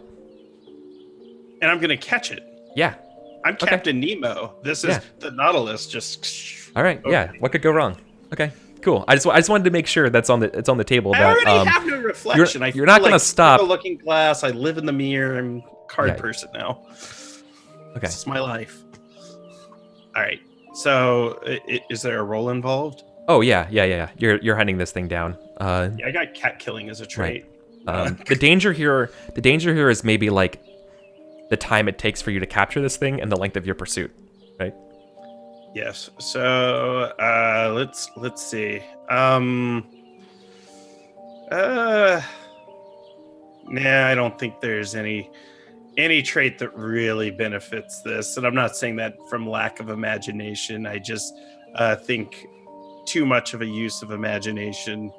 Although maybe I could lure it with my dead. No, I swallowed the mouse whole. All right, we're just gonna roll straight. Come on, dice. You've been sucking all day. Ah! Don't you have any like worms or anything? Couldn't you like Four. shoot it with some webbing? Remember, you had planning. You could spend your advantage. We plan to catch the cat. If you had something here for planning it, like a lasso or something, you know what I mean? Like you Yeah, could say, like let's I do have that. the right gear at this moment because of the planning. Yes, I have the right. It's kind of like if you ever seen how they kill puffins. I have a long puffin killing pole with like a mitt on the end. I'm Okay. just gonna swat it and trap it within. It's 8. So no, a 7, but that's good. Yeah. So no, you do. Okay, yes. You capture the cat. There's a long run in pursuit of this cat, but you capture it, and it's like, "Let me go, you jerk!" And it's like trying to like, and you as I'm and pulling them in. yeah, and you look around, and nobody's around you. Good. None will see what happens. Okay. I will tell the tale. You are. 1 second. I just want to make sure I can do math right. 2 + 3 is 5. Okay. Just to give you an idea of where you're at right now, you look around and you are in. Oh, that's perfect. You're at another red tower, but you caught the cat, and you look down. You're on a floating island. Nice. Around you are some other pieces of floating islands. No one's around you, but there's like an identical red-looking tower of like where you started. All right, cat. And so Who you're am holding I? the cat, and you kind of like the camera kind of zooms out and it shows you this thing.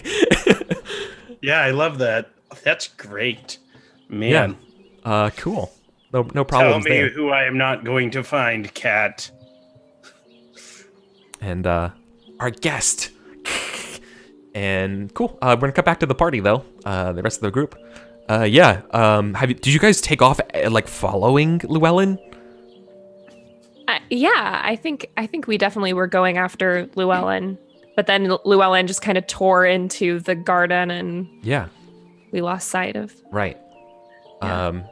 So you guys kind of crash through the hedgerows following Llewellyn, and the first thing you guys come across is a giant venerable sea of ivy. That sort of just kind of like rolls with the wind. And the other side, you see more sort of hedgerows, no signs of Llewellyn. In the middle of the sea of ivy, jutting out of it, is a giant black rose. Furthermore, you think near the... there's some sort of like metal bees. Like there's like two of them. They seem to be like covered in spider webbing. That's it, like, like they ran through a spider web. And they're just kind of like just buzzing around. Their little like metal tin wings floating around. No sign of Llewellyn. Aiden looks to Jean-Ric and says, "You can walk through this now, right?" Possibly, but before I do that, let me refer to my notes here. And he would like take a moment to kind of flip back through the journal to see if there's any note of this black rose or sea of ivy. Yeah. Okay. Do a look up here, like some sort of like discern realities here. Okay. So I guess his goal would apply and his approach would apply. I think he's taking his time to make sure he's following the right path and doing things in a kind of methodical way. Does that work? Yeah, definitely. I think it definitely come into play here. Nice. Oh, nice. Yeah. Okay. So you know that this rose, this is the black rose. This is, I think there's an old fairy tale, like an Arthurian fairy tale, for about like something not necessarily Arthurian in the Nilfgaardian sense here, but the idea is that this rose is sort of a rose that knights would quest after, that given to someone to profess their love. It's also said that this is born of some sort of like the extreme sorrow, right? So this is like a rose as dark as night, and the idea here is that like I think maybe the first one that first ever black rose, I think they're just called like sorrow's roses or something like that. I think the first rose maybe was something to the effect of someone was passing away and the lover was like, I've never like I always wanted to look longingly into your eyes, and the night was always going to be as dark without you, and then maybe like this rose is something like as like that dark night. So it's like the sorrow's rose. Does it have any kind of magical or alchemical properties? Jean-Ric doesn't care about any of that. He only cares about if it's something that's powerful. That's fair. Because it's made out of enduring love, there's sort of like an endurance quality to it that, the essence of sorrow and drive, that if you could, distill into an alchemical vial, it could give you some stuff for like your hit points or your formidableness. Okay. Yeah, so he would just sort of rattle off the like Nilfgaardian equivalent of Latin like description of what this thing is, and just start to try to like phase through the just walk forward and like an apparition, phase through this ivy sea without much hesitation. Cool. You can, and it's a good thing that you can sort of like float through here, because underneath this ivy is a bunch of thorny roses that are being covered up by this ivy of multitudes of colors. Don't enter here. It would be like walking upon caltrops. Yeah, you have to be very careful walking through here. But the bees take notice of you. Are you wearing any metal? No, he just wears that kind of like compressed like woolen gambeson. Yeah. Okay, so then you're good. However, so I think you walking and kind of disturbing the ivy though has gotten the attention of the two bees, and they come over to the party. They don't seem to be they seem to be looking past you. They seem to be looking at anyone who has any sort of metal on them though. They're once again, these things are like rust covered bees, like sort of like metal with a bunch of spider webbing on them, like they went through a giant spider web. What do you guys do? They're still maybe like 50 yards away. Yeah, Aiden is still standing on like the outside of the ivy. Mm-hmm. Right. Okay.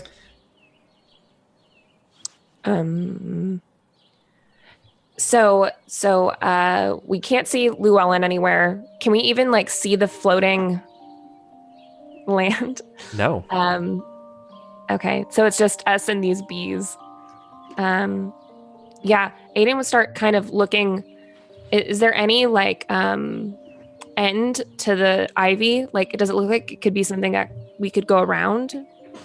No, it seems to jut against. So this place is completely surrounded and cloistered around by hedgerows.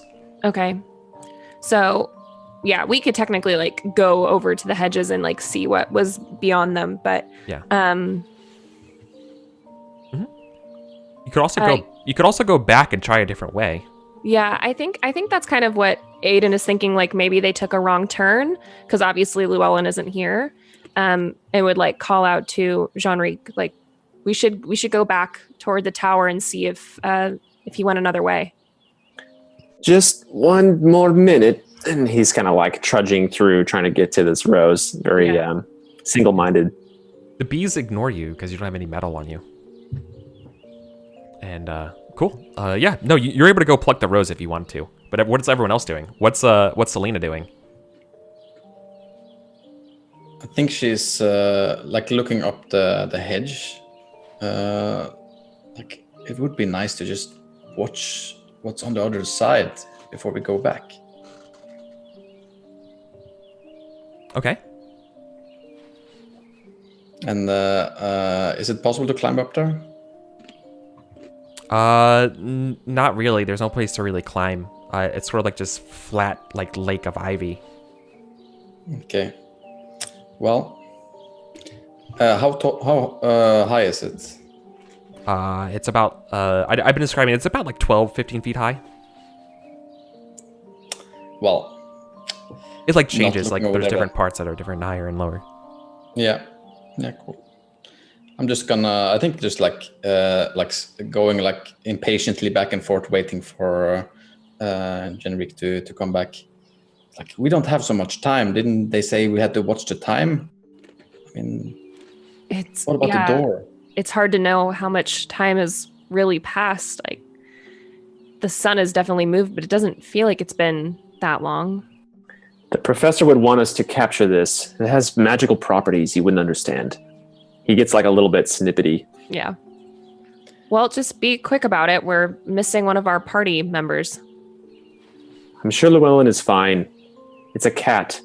So he would, just take the kind of unceremoniously pluck the thing with, not really with respect to its structure, but just like he wants the guts of whatever is in this thing. Mm-hmm. Oh, that's totally cool. Yeah. Perfect. You pluck it to no problems or anything like that. Okay, so he would hustle back. He knows he doesn't. They're his friends. They're like his family, so he doesn't want to aggravate them too much. Yeah. The other two, though, the bees are getting closer to you. Like, do you stick around and try to see what happens to Jean-Ric, or like, because otherwise you're gonna have to deal with the bees. But if you go back through the hedgerows and stuff, the bees won't follow. So what do you do? Do you wait, or do you leave this place and go back to the rumbling red tower? I think Selena start moving back, and then like looks over at Aiden. Is like, we need to go before they look, and looks up at the bees. They look angry. Yeah. We need to get out of here. I hate bees. And Aiden would like start to like nod back towards the way that they came. Mm-hmm. And start to kind of back away. Yeah, and I think Aiden does back away. But then, as you guys both pass through the hedges, I don't think Aiden's anywhere to be found. And we're going to go to a quick break real quick. We're going to take a bio break, go to the bathroom, solve our hungry and thirsty conditions. And then we'll come back and we'll play a little bit more of the Gardens of Yin, everybody. So don't go anywhere. We'll see you all on the other side of our break.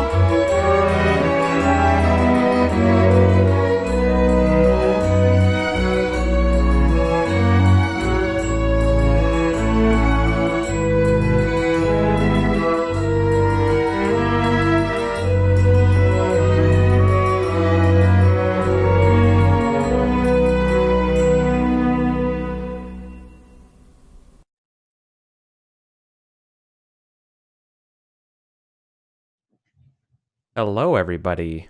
Welcome back to the Gardens of Yin. To do a quick shout out, Cave Girl, the creator of the Gardens of Yin, has been hanging out with us in chat and Twitch. So thank you so much. Shout outs to you. Thank you for this amazing thing. And we're playing your game using Ben's system here called the Vagabonds of Dyfed. Dyfed. Welsh. Something like that. Something like that. Yeah, which is OSR by way of Powered by the Apocalypse. So it's been super fun. Hope you're sticking around. Summer had to bail because they're getting ready to play another role-playing game that they double booked themselves on today. So that's totally cool. But she also wanted to say that she loves this game as well. And is looking forward to doing more. So that's awesome. And you know what? If you're playing 2 role-playing games a day, that's awesome. And she's getting ready to play The King is Dead, which I absolutely will host when we're done here, because that's also a favorite game of mine. Anyways, speaking of favorite games, let's get into this. We're in the Gardens of Yin. We are currently split between running away from this ivy rosebed with these rust bees, as well as our lizard Gila monster fighter companion holding a cat right now on a floating island, lost to everyone else. So that's a thing that's happening. So did Jean-Ric see Aiden just like run around a corner and disappear, basically? Yeah, they went through the hedgerow and they're just gone. You saw them like they went right at the same time as Selena, right, to go back. Only Selena's there and there's no sign of Adrian. Where did Aiden go? Yeah, and Selena is like looking around like frantically, and is like, I mean, she was right there. And Something is afoot here. And he would even kind of like take the moment to call out to her, not too loud, not like a scream, but just like you'd just be calling her his name multiple times just to see if they got separated somehow. But yeah. I assume Jean-Ric is piecing together that this is not a linear location that they're moving through. No. Yeah, so I think we're gonna cut once you get that revelation, I think we're gonna cut over to the floating tower again. And standing in front of this 6-story floating tower is an angry sellsword holding a cat. And I guess, are you holding also the larva, the silk larva somewhere on you, or is that? Yeah, I've got a bunch of silk larvae in one arm, my puffin catching swatter in one hand with a cat trapped under it. I've been pulling them towards me so I can get a hand on them and tell them what it's like. Yeah, it's trying to resist you. Well, it's not going to do a good job. Yeah, it's stuck to listen to. You basically got it on a leash. Cat, what's the one thing you want in this world? My master's return. So it's not to be thrown off a floating island. It just hisses at you. You won't do it. You won't do it. You need me or you're stuck here. Stupid lizard. I wouldn't say that. You don't have the guts. Your kind is weak. You don't belong here in Yin, it says. Defiantly. All right. That's a nice black coat you have. Do you want to keep it attached to your skin or not? And I can reach into my pack and pull out my skin peelers. Okay, it's gonna take the hit here, and it's gonna crumble like a house of cards. Be like, all right, no, get it away. All right, so we got to get you back to your master, and that means I got to get off this island unless your master's on this island. You don't understand. You can't take me back to my master. My master isn't here anymore. Yin has no masters anymore. What if we were to become the masters, you and I? Impossible. That attitude. How do we get down from here? Your hubris and arrogance is the same attitude of the professors. It's impossible. That is correct. But how do we get down from this island? We do this one step at a time. Carefully. Okay. And it's going to like just okay. So imagine a gulf between of maybe like 30 feet between jutting floating bits of rock. Yeah. And where you are right now, right in the jutting floating tower, you're in like a crater of an abyss below you that's bottomless. Nothing's there.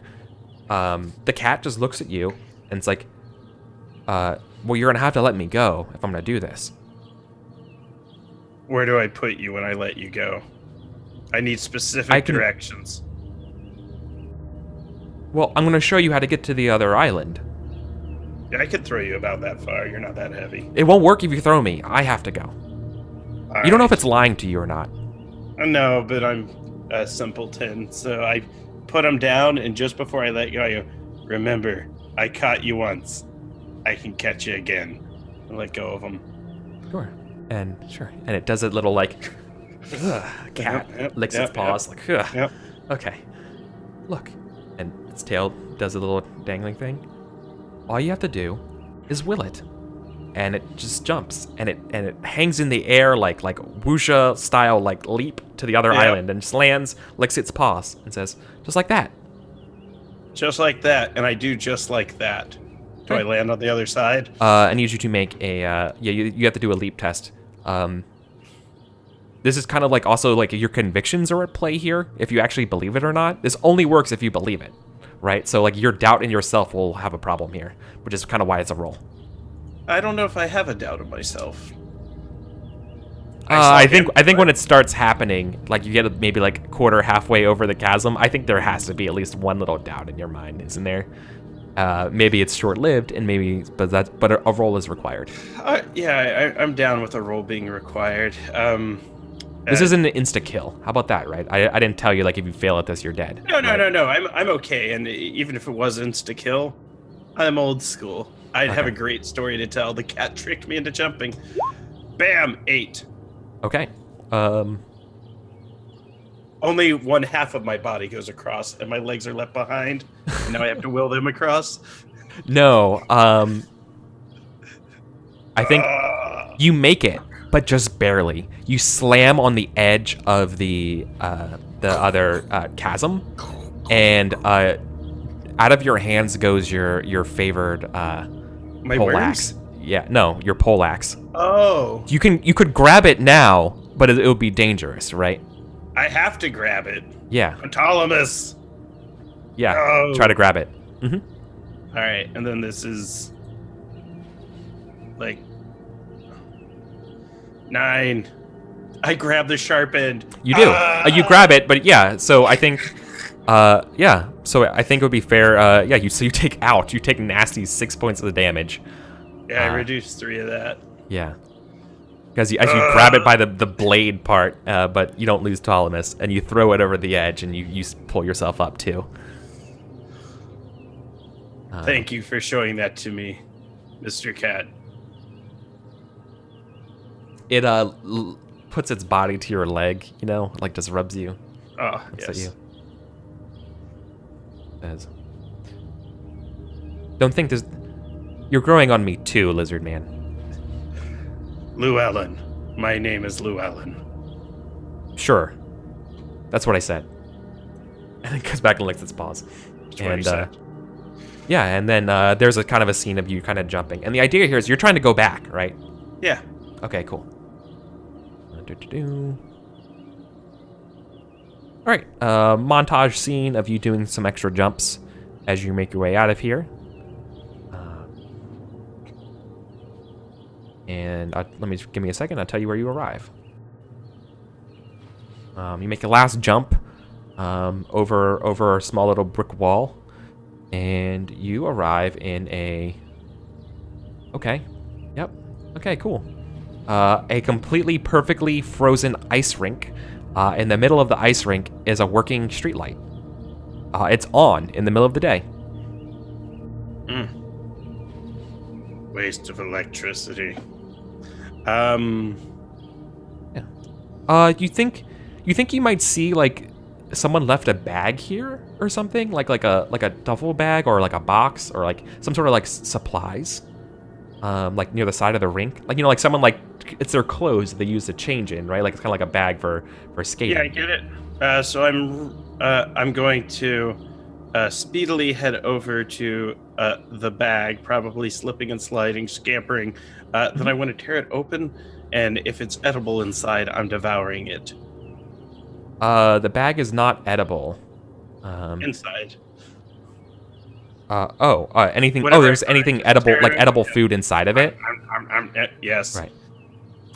No, there's a change of clothes, but there's a very beautiful, ornate pack of playing cards in here, detailed with golden leaves. One of the cards, like you look through it. It's actually a mirror, and you don't see yourself. It's just insulting, but. Are these like numbered 2 through ace, or is it like tarot? Oh, tarot. No, it's 2 through ace. Okay. Playing cards. Got it. Chad's asking you to eat the playing cards. I was going to, as I don't want to be that guy where it's like you find the monkey's paw, and I'm like, I eat the monkey's paw. What happens? So I'm going to take the playing cards and ask the cat if he wants to direct me from up high. Right.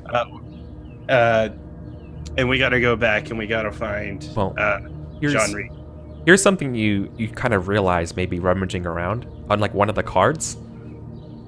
It says, "To my dear professor, a gift for you." So. Interesting. Yeah. Grandma. And bump it up and up.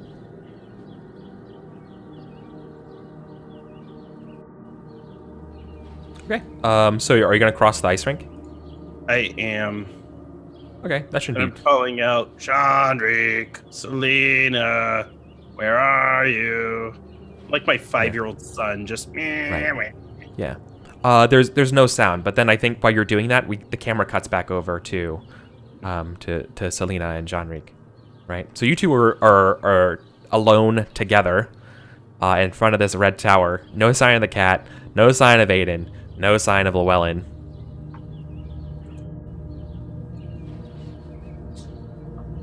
Muted. Well, you think Grandma's in there? I don't know. I think her note said to go beyond the red tower, but we're so turned around and separated. Llewellyn and Aiden obviously are separated from each other as well. We should maybe just wait here a time. Well, I mean, the place I would look if I was lost is the place where Grandma is then. Let's see.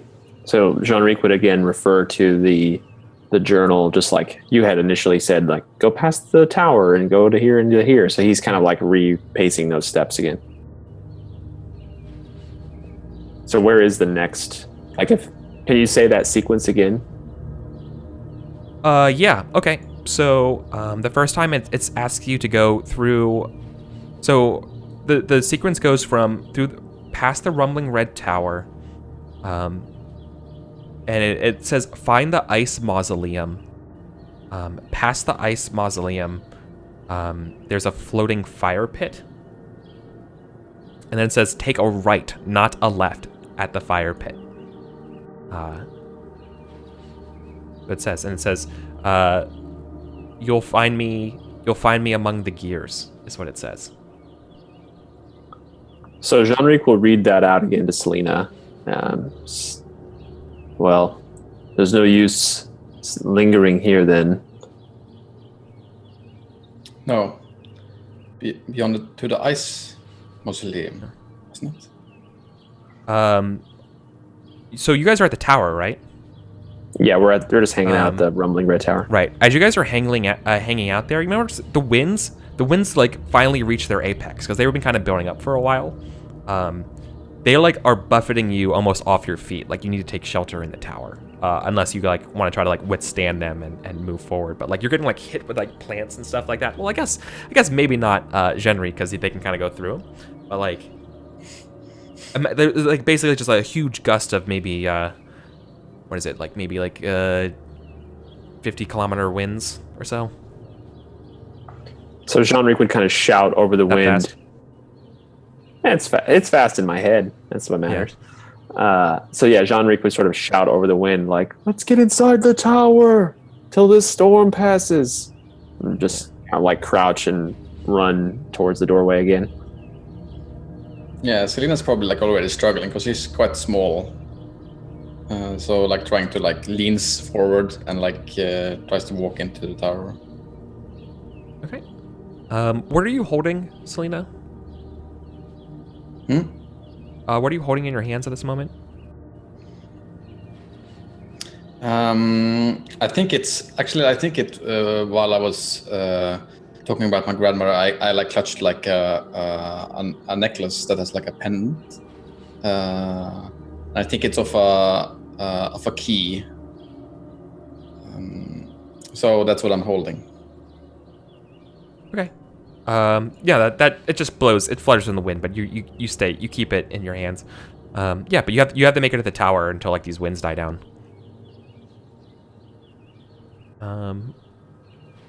Yeah. So like, why the winds are raging outside? What do you guys do? Well, what's in here? We saw the cat, and then we all got kind of distracted. So what's it like in here? It was this floor is completely barren, other than for that cat. But like I said, there's a wooden staircase. That's sort of one of those like spiral ones up the spire type tower stairs. So like there's another floor, and you can kind of see from where you're at that the floor with the light coming through from here for the next floor up, you can just see that there's a lot of cobwebs. But like other than that, you can't really make out anything that's up there. Well, I don't like spiders either. But we should probably like go up and maybe we can see the Ice Mausoleum from up there. Seems like a good vantage point. And Jean-Ric is actually like weirdly large for like a historian mage type person. I'd say he's just sort of like a stout fellow. So he would probably take lead in front of Selena, being more diminutive. Yeah, Selena will happily let you lead. Okay, so yeah, his 200 plus pounds of girth, he'll go up these little wooden stairs. Oh, awesome.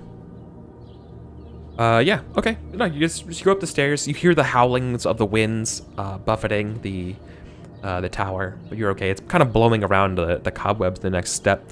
But no, there doesn't seem to be anything other than just a huge amount of ubiquitous regular-sized cobwebs. There's no signs of spiders, just a bunch of leftover dust and cobwebs on this floor. There's another set of stairs going up. But unless you want to take some time here and look around or anything like that, there's nothing immediately noticeable. Should we continue? Yes, let's go. So just up and up. Okay. Yep. On the next floor, looks to be like it was a, when those like the houses are old and like someone like passes away or they want to keep everything preserved, they put those sheets over everything. It's one of those places for a living room. You can tell by like the candelabras set up around, like that are made out of silver, that this was a very luxurious like living room of some place. But everything once again also kind of have a layer of dust and cobwebs on it. There seems to be like a nice little like chaise lounge, another little like love seat. Everything looks very like, I mean, if you took off the sheets, it would look really nice, right? But everything's there. Above a fireplace are 3 portraits of all these very like gaunt, beautiful, strikingly beautiful, not really sure, men or women, it's ambiguous. The first one seems to be like a knight riding a unicorn. The second one looks to be more like a casual portrait, right? Like a candid portrait of someone kind of like a child playing under some blossoming like giant like tree-sized mushrooms. And then the last one is a lady sleeping in a bed of silver flowers.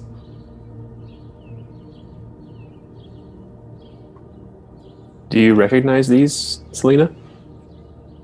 They're not people. They're not people. Each of them has the 3 hands and the fourth one there. I think like Selena like walks in front of the like pictures, looks up at them and it's like, no, they seem like a being of this garden, don't you think? They do have a certain thin quality to them. Let me see if I can find out any more information. So Jean-Ric would look somewhat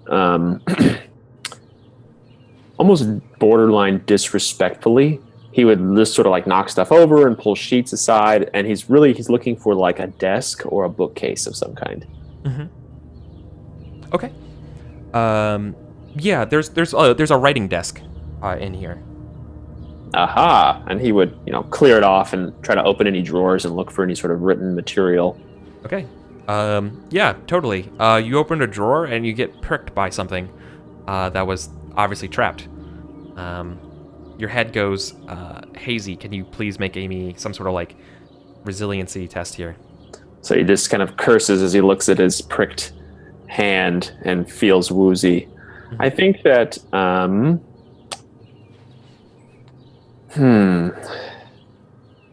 probably no traits apply here. I think that he is sort of just being driven by his need more than anything. So just a flat roll, yeah.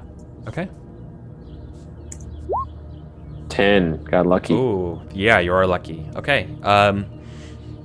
Yeah, whatever the poison was has been dulled over the centuries. So otherwise, it's just a pinprick, so it's not like a lethal blow or anything like that of damage. So there's no damage, but the poison is inert. Yeah, but no, you pull out some obviously looks to be like some sort of like letterings in a language that's even strange for here. It's closest thing you could think of as a derivative to Elven.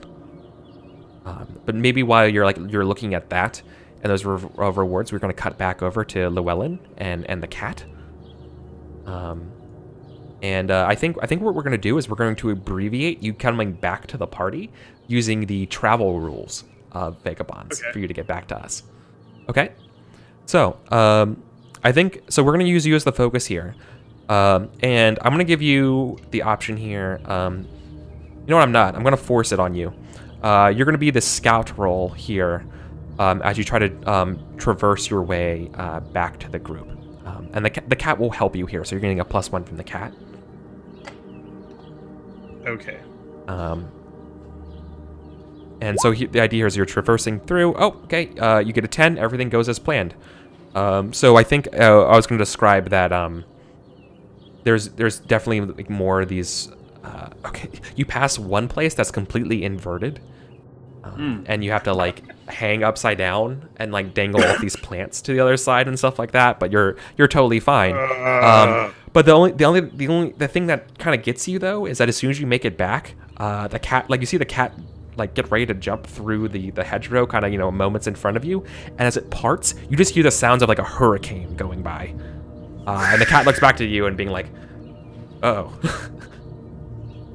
Oh, it's okay. This stuff, Yin's weather is strange, but it'll go away in a second. I hope. One Mississippi alligator. It doesn't go away. Oh. Do you want to like go through the wind here? Cat, climb into my armor. I think it trusts you at this point. There's sort of a camaraderie component here, and it does. And you carry it into the tower. You're fine. You guys hear footsteps beneath the tower, right? Yeah. Selena and Genrique.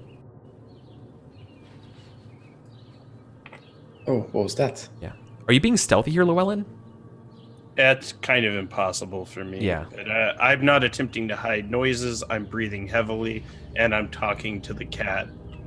Mm-hmm. Telling them about the good old days.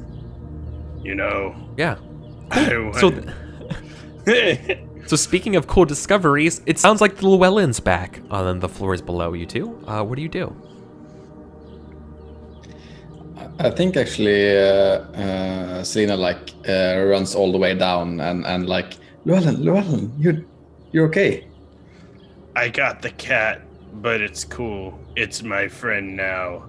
I open my garb and let the cat out of the bag, so to speak.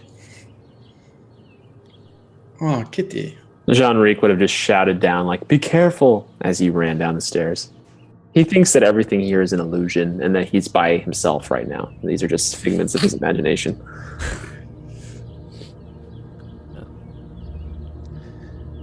This is a good cat. He led us back. He taught me how to jump from rock to rock.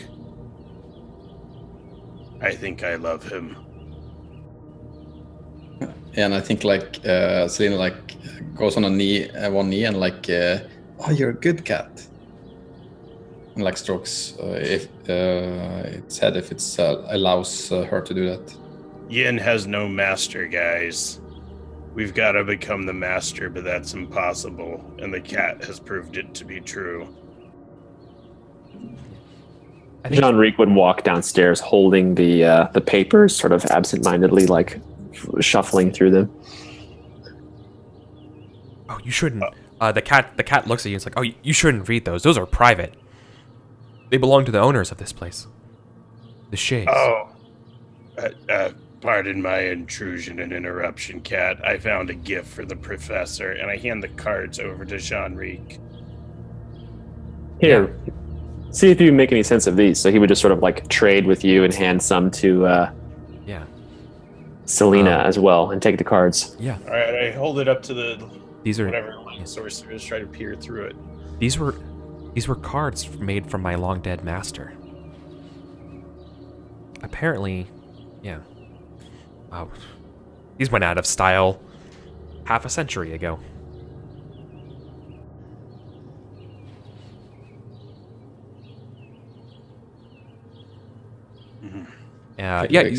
You look at the letters here, and you can see things talking about the sky and the stars of Yin, and saying that there's something strange, and they're looking to get away from this place. The letters are foreboding that something bad is happening, and it cannot be stopped on Yin, and they're trying to find a way out of here, or maybe a way to fix it. You're not sure. The words are ambiguous. We should sell the cards for money. I think I'll hold on to them for now. So he would just do a quick shuffle through to see if they have any sort of runic magical quality to them. But you're gonna sell them for money when we get out, right? Girls gotta eat. Maybe, yes. If they're not more useful, not sold to some strange gambler. It's true. She takes us as a yes. Definitely. Cool. So I don't see anything noteworthy other than just there are a weird deck of playing cards. No, well, you saw that the notes and things are described there, that they were written by one of the masters of Yin, is what it says. Or what the cat says to you, right? This is a very formal group. Like a set. This is a very prestigious gift. This is something that a nice little gift of royal would give somebody. Just by the abilities or the skill required to make this sort of deck, the intricacies of the gold inlay, that kind of stuff. This is a very precious gift. This is a gift you would give a kid, right? If you are very rich and wealthy and prominent, you would give a kid here's something to play with.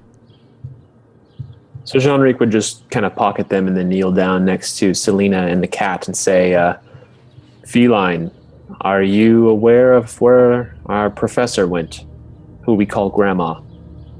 Grandma. Yes. She sought my master as well. But I tried to warn her that the master is no longer here, but she did not take no for an answer. Church, she went for his old house.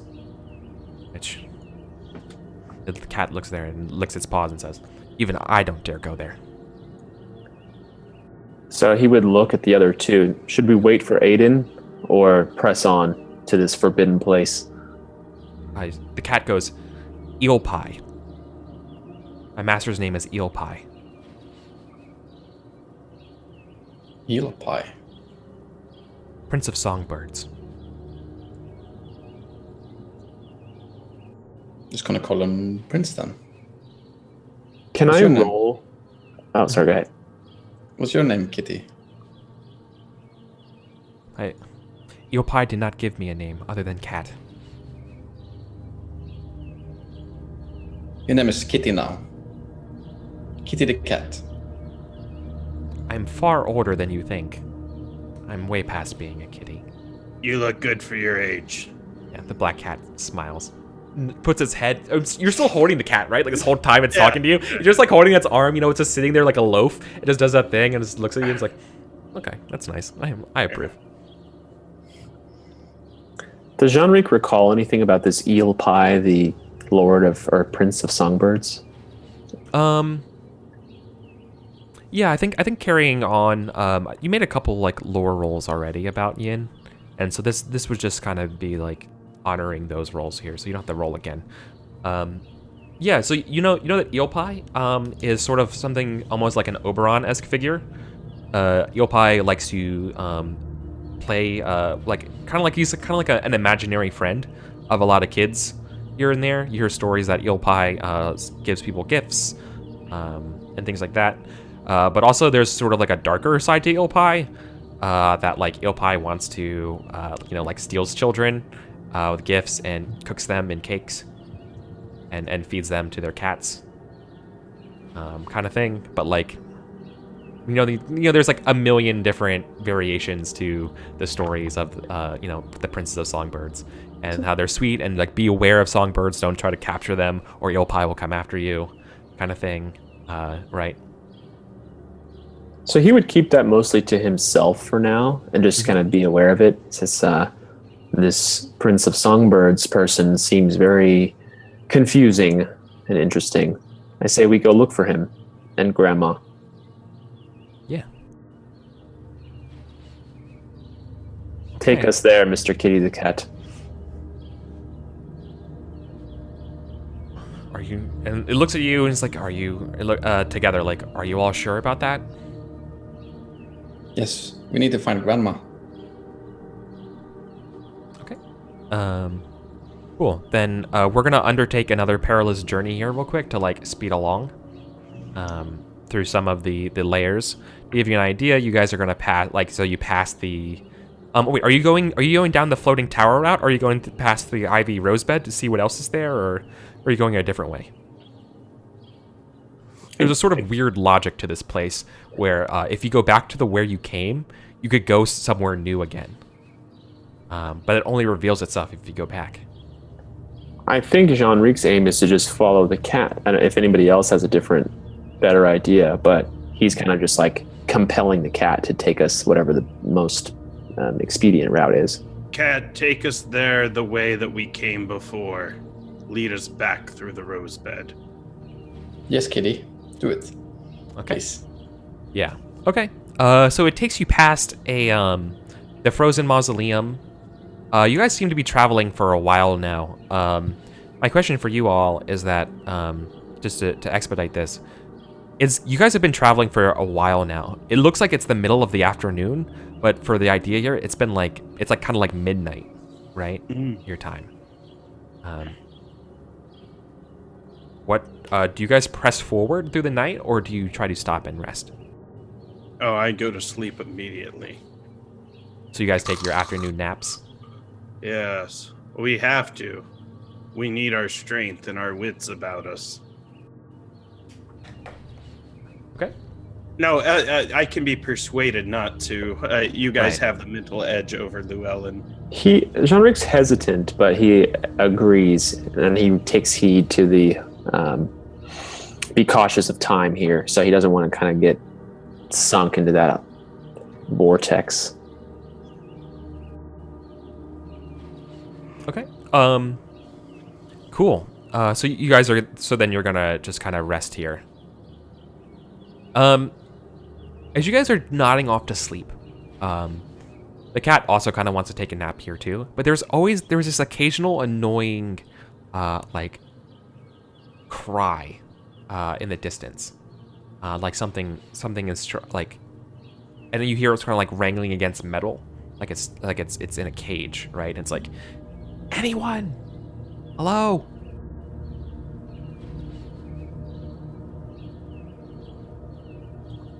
You promised. It's Aiden. Let's go find him. It's not the sound of Aiden. It's a voice you not heard. It's not the professor's voice. It's another voice. It sounds like a kid's voice. It's Aiden. Let's go find him. All these humans sound the same. Yeah, Now, Llewellyn, it's a trick. I agree. The cat also agrees. Like, it's a trick. Don't listen to that. You Selena? want to make a wager? Mm-hmm. If it's a trick, Worst I case have scenario, to- what's some kid to you? You need your rest. Where we're going, we need to be in full strength. best case scenario, it's an amazing breakfast. But yeah, you're right. Yeah, Selena doesn't care. She's used to living in the city where people are yelling all 24/7. That's cool. Leave the trick to its wiles, then. Rest. Okay. Who do you think is the lightest sleeper of the group? I think Selena is a light sleeper, at least. Llewellyn needs his 10 solid every night.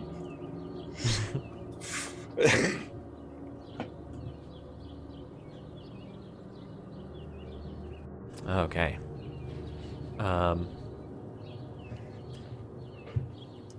Boy. Let's talk about. All right. So yeah, it's gonna be Selena. Selena, you dream of the night when you got the death mark scar. Only instead of a kiss, there's long knives, and the people of the Merry Guild are no longer wearing their synonymous black and gold robes and with their pins. They're wearing like black and gold like Harlequin outfits at you, carrying long knives, and they're like backing you into a corner, and they're gonna kill you in your dream. Like blood is like coming from like their mouths and like their like bloody teeth, like they want to eat you. Just like pretty much your classic scary clown dream kind of stuff here.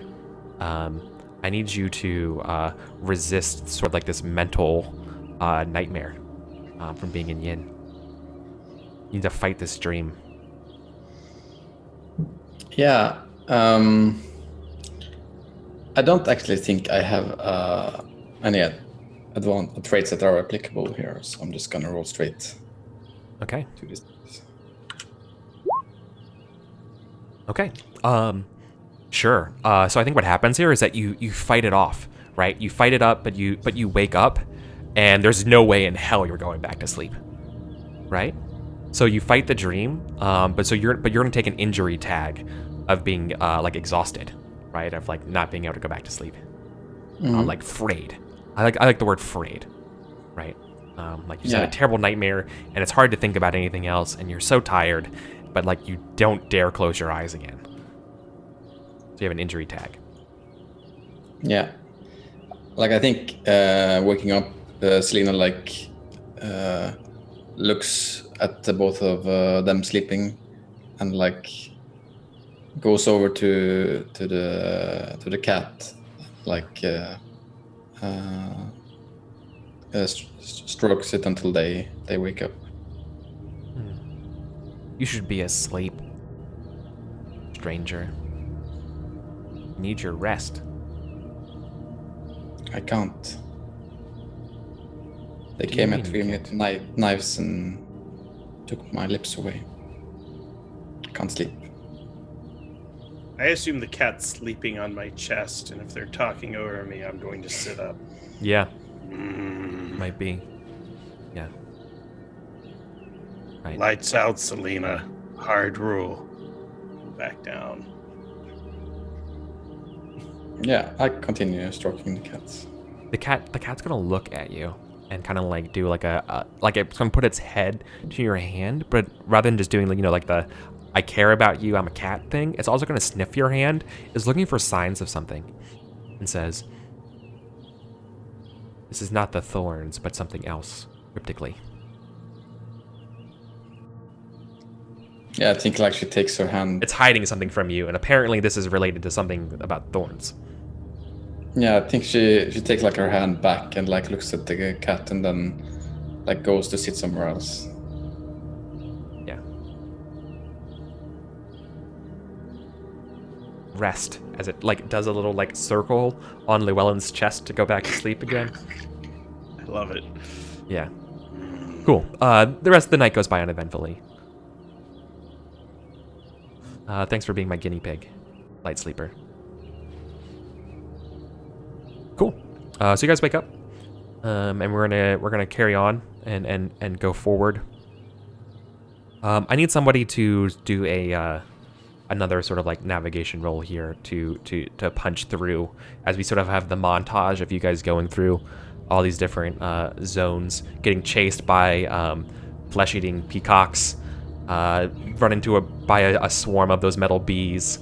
A living topiary comes to life and tries to like stomp on you. Got an 8.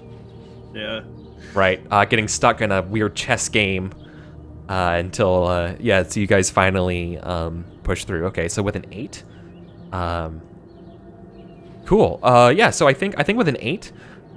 Oh, perfect. So I know what happens. So you guys arrive. So you're past the floating towers. And what did I say? What did I say you were trying to get to? Past gears or something. Room with gears. Oh, right. Yeah. The room with gears. Right. So you guys got chased. So we see this scene of you guys getting chased by this like mammoth topiary elephant. And like you guys like rush through the next like hedgerow. And we hear like the sounds of like horn. You guys like it's a huge hole as you guys kind of like fall down this hole where you can see that it looks like it was like drilled out, like it was bored out, and through the earth you can kind of see like these moving clockwork gears going through. Like this whole place is like sort of like this weird earthen magic tech structure until you guys kind of land descending pretty hard on a firm dirt beneath the ground. And above you are all of these like slow moving gears. Some dust and stuff is falling on you. I need you all to sort of like just kind of like resist, this whole like endeavor of exhaustion and falling and stuff like that, right, to get to this point. 10. Can I get a +1 just because of how motivated he is to not die on the way to finding his grandma? No. Well, I appreciate you gunning for it. 5. I felt it. Okay. So then Selena and Jeanrique, I think both of you are going to take 5 points of damage. Or yeah. I'm sorry, 6. It's +2 for the effect. So 6 points of damage. Armor can resist it. Okay. But Llewellyn with a 10. Yulian, you're pretty okay. You're a warrior through and through. You're okay. Okay. But yeah, so then you guys are find yourselves sort of in the belly of the beast here, of Yin. It's kind of dark all around you. Does anyone have any torches or anything like that? Is that a thing? I do. It's in my. I have a light source in my adventuring kit. Torches, chalk, a crowbar. Yeah, I have an adventuring kit too, so we should have plenty for now. Yeah. Ah, cool. Okay. I'm going to become the torchbearer. Okay. Okay, so you're gonna light up you strike a light down here. Yeah. Yeah. Cool. So it lights up, and you just see these dark, stark shadows of all these clockwork gears moving, churning some of the dirt. Some of the gears are broken or not working or turning the opposite, causing like jams and gears in different spots. And every time it does that, you hear some rumbling, and then they kind of like jerk and reset and move around. Like this whole place is a machine that's broken and needs work. But you can definitely see that there's sort of like these caves down here with things like there's, you see sort of like a multitude cavernous set around. However, you also spot down here a pretty easy set of footsteps. Like the dirt has not been traveled here very far. Like there you can kind of follow this path down one of these sets of prints. These prints down one of these paths, I should say. How large is the footprint? Like the size of... Oh, it's human size. In fact, you see that, and then if you look more carefully, it looks like there's a print for the gate for a cane as well. It might be the professor's.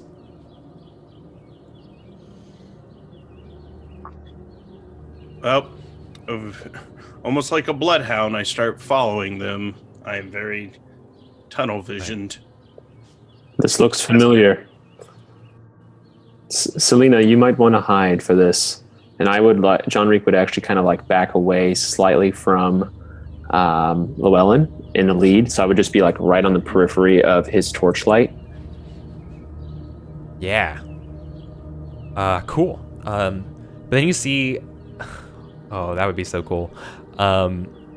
Yeah, so down here though, you see that there is sort of like, okay, trapped in sort of like a cage of moving gears. You can see the professor, but standing between you and the professor is this monumental, like gargantuan clockwork golem that seems to be trying to like fix gears and move things around, and is just kind of keeping the professor in a cage in its giant like toolbox of parts as it's trying to scramble around and fix everything here.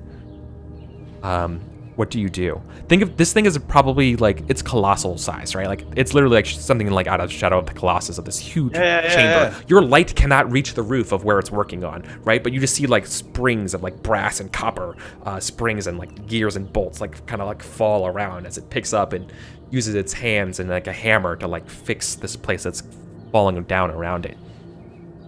I'm gonna climb up its back, get closer to the professor.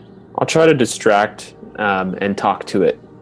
So I want to give Llewellyn the opportunity, and maybe Selena the opportunity to try to free the professor. So Jean-Ric will like light himself up, or he'll put like magical energy into his orb and try to say like the equivalent of like a true word or a true name, like, hey, look at me, kind of like call attention to himself.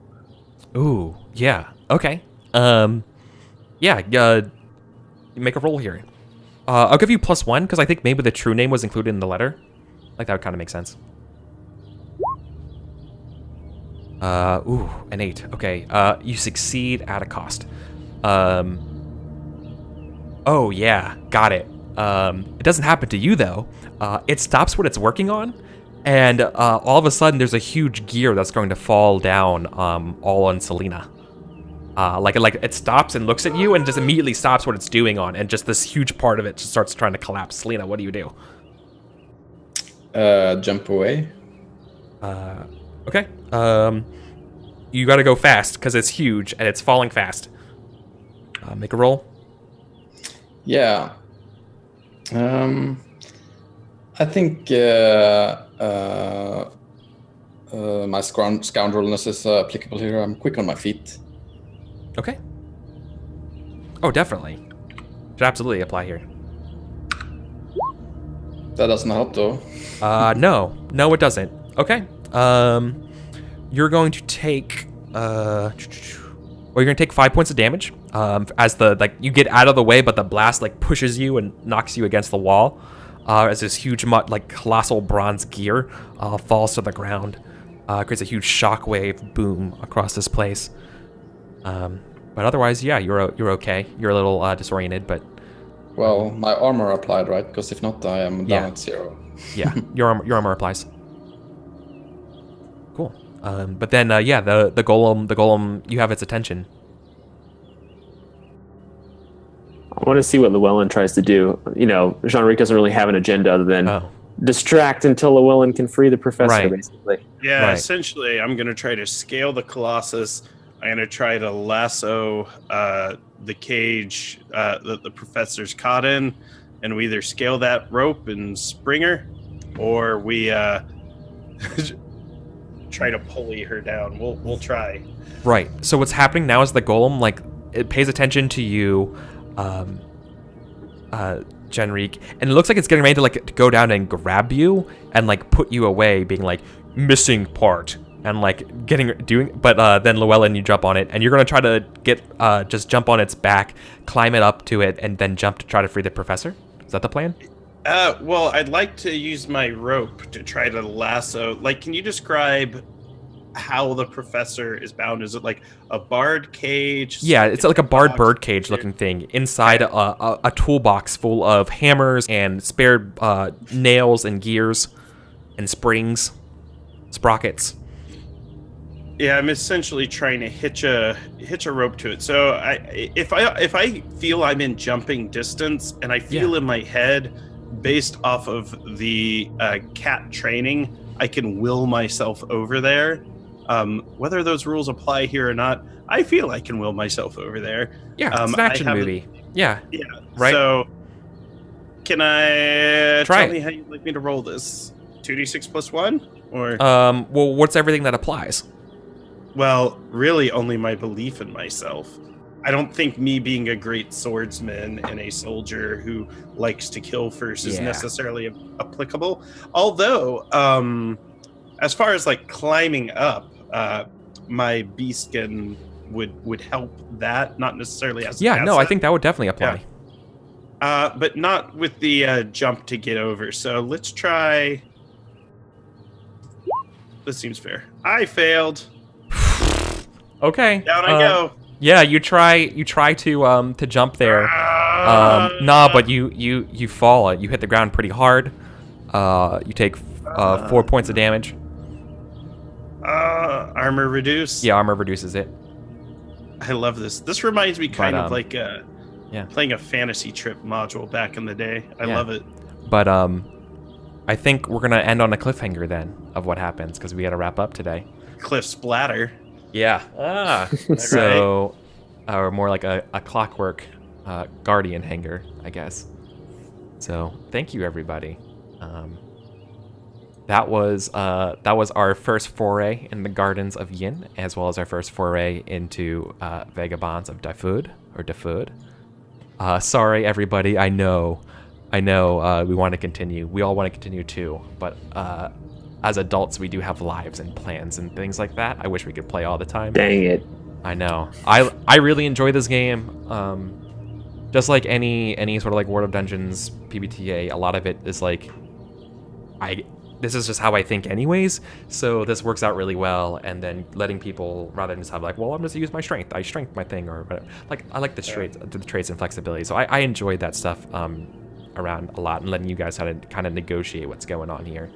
But I know it's always weird for a one-shot. It's always janky. Learning, like, we're all learning a new system, playing a new character in a world we've never been in, right?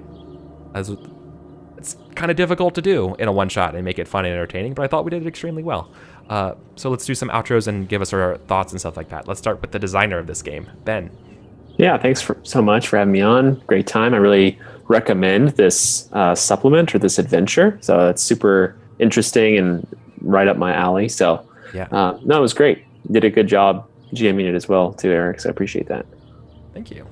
That's about as best praise as I could ever hope for. The designer saying it did a good job running their game. No, you did. You guys all did great. Thanks.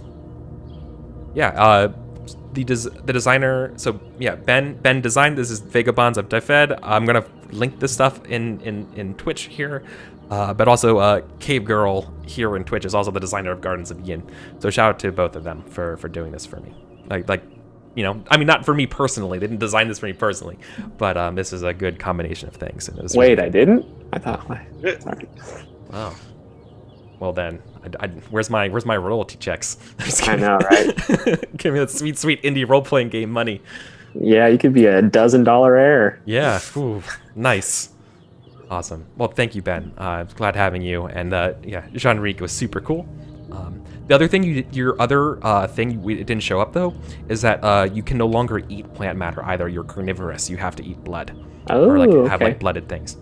I definitely want to play through this more, even if it's just to Jean-Ric's demise. So yeah, definitely. Or someone else, if you play again without me, have someone else take Jean-Ric over. Because I want to see what happens. Awesome. Cool. Grant. Hi, everybody. I really enjoyed the game. I really enjoyed the system.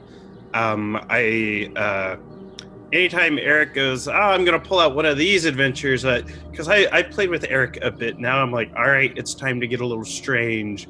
But I embrace the strange. Literally, I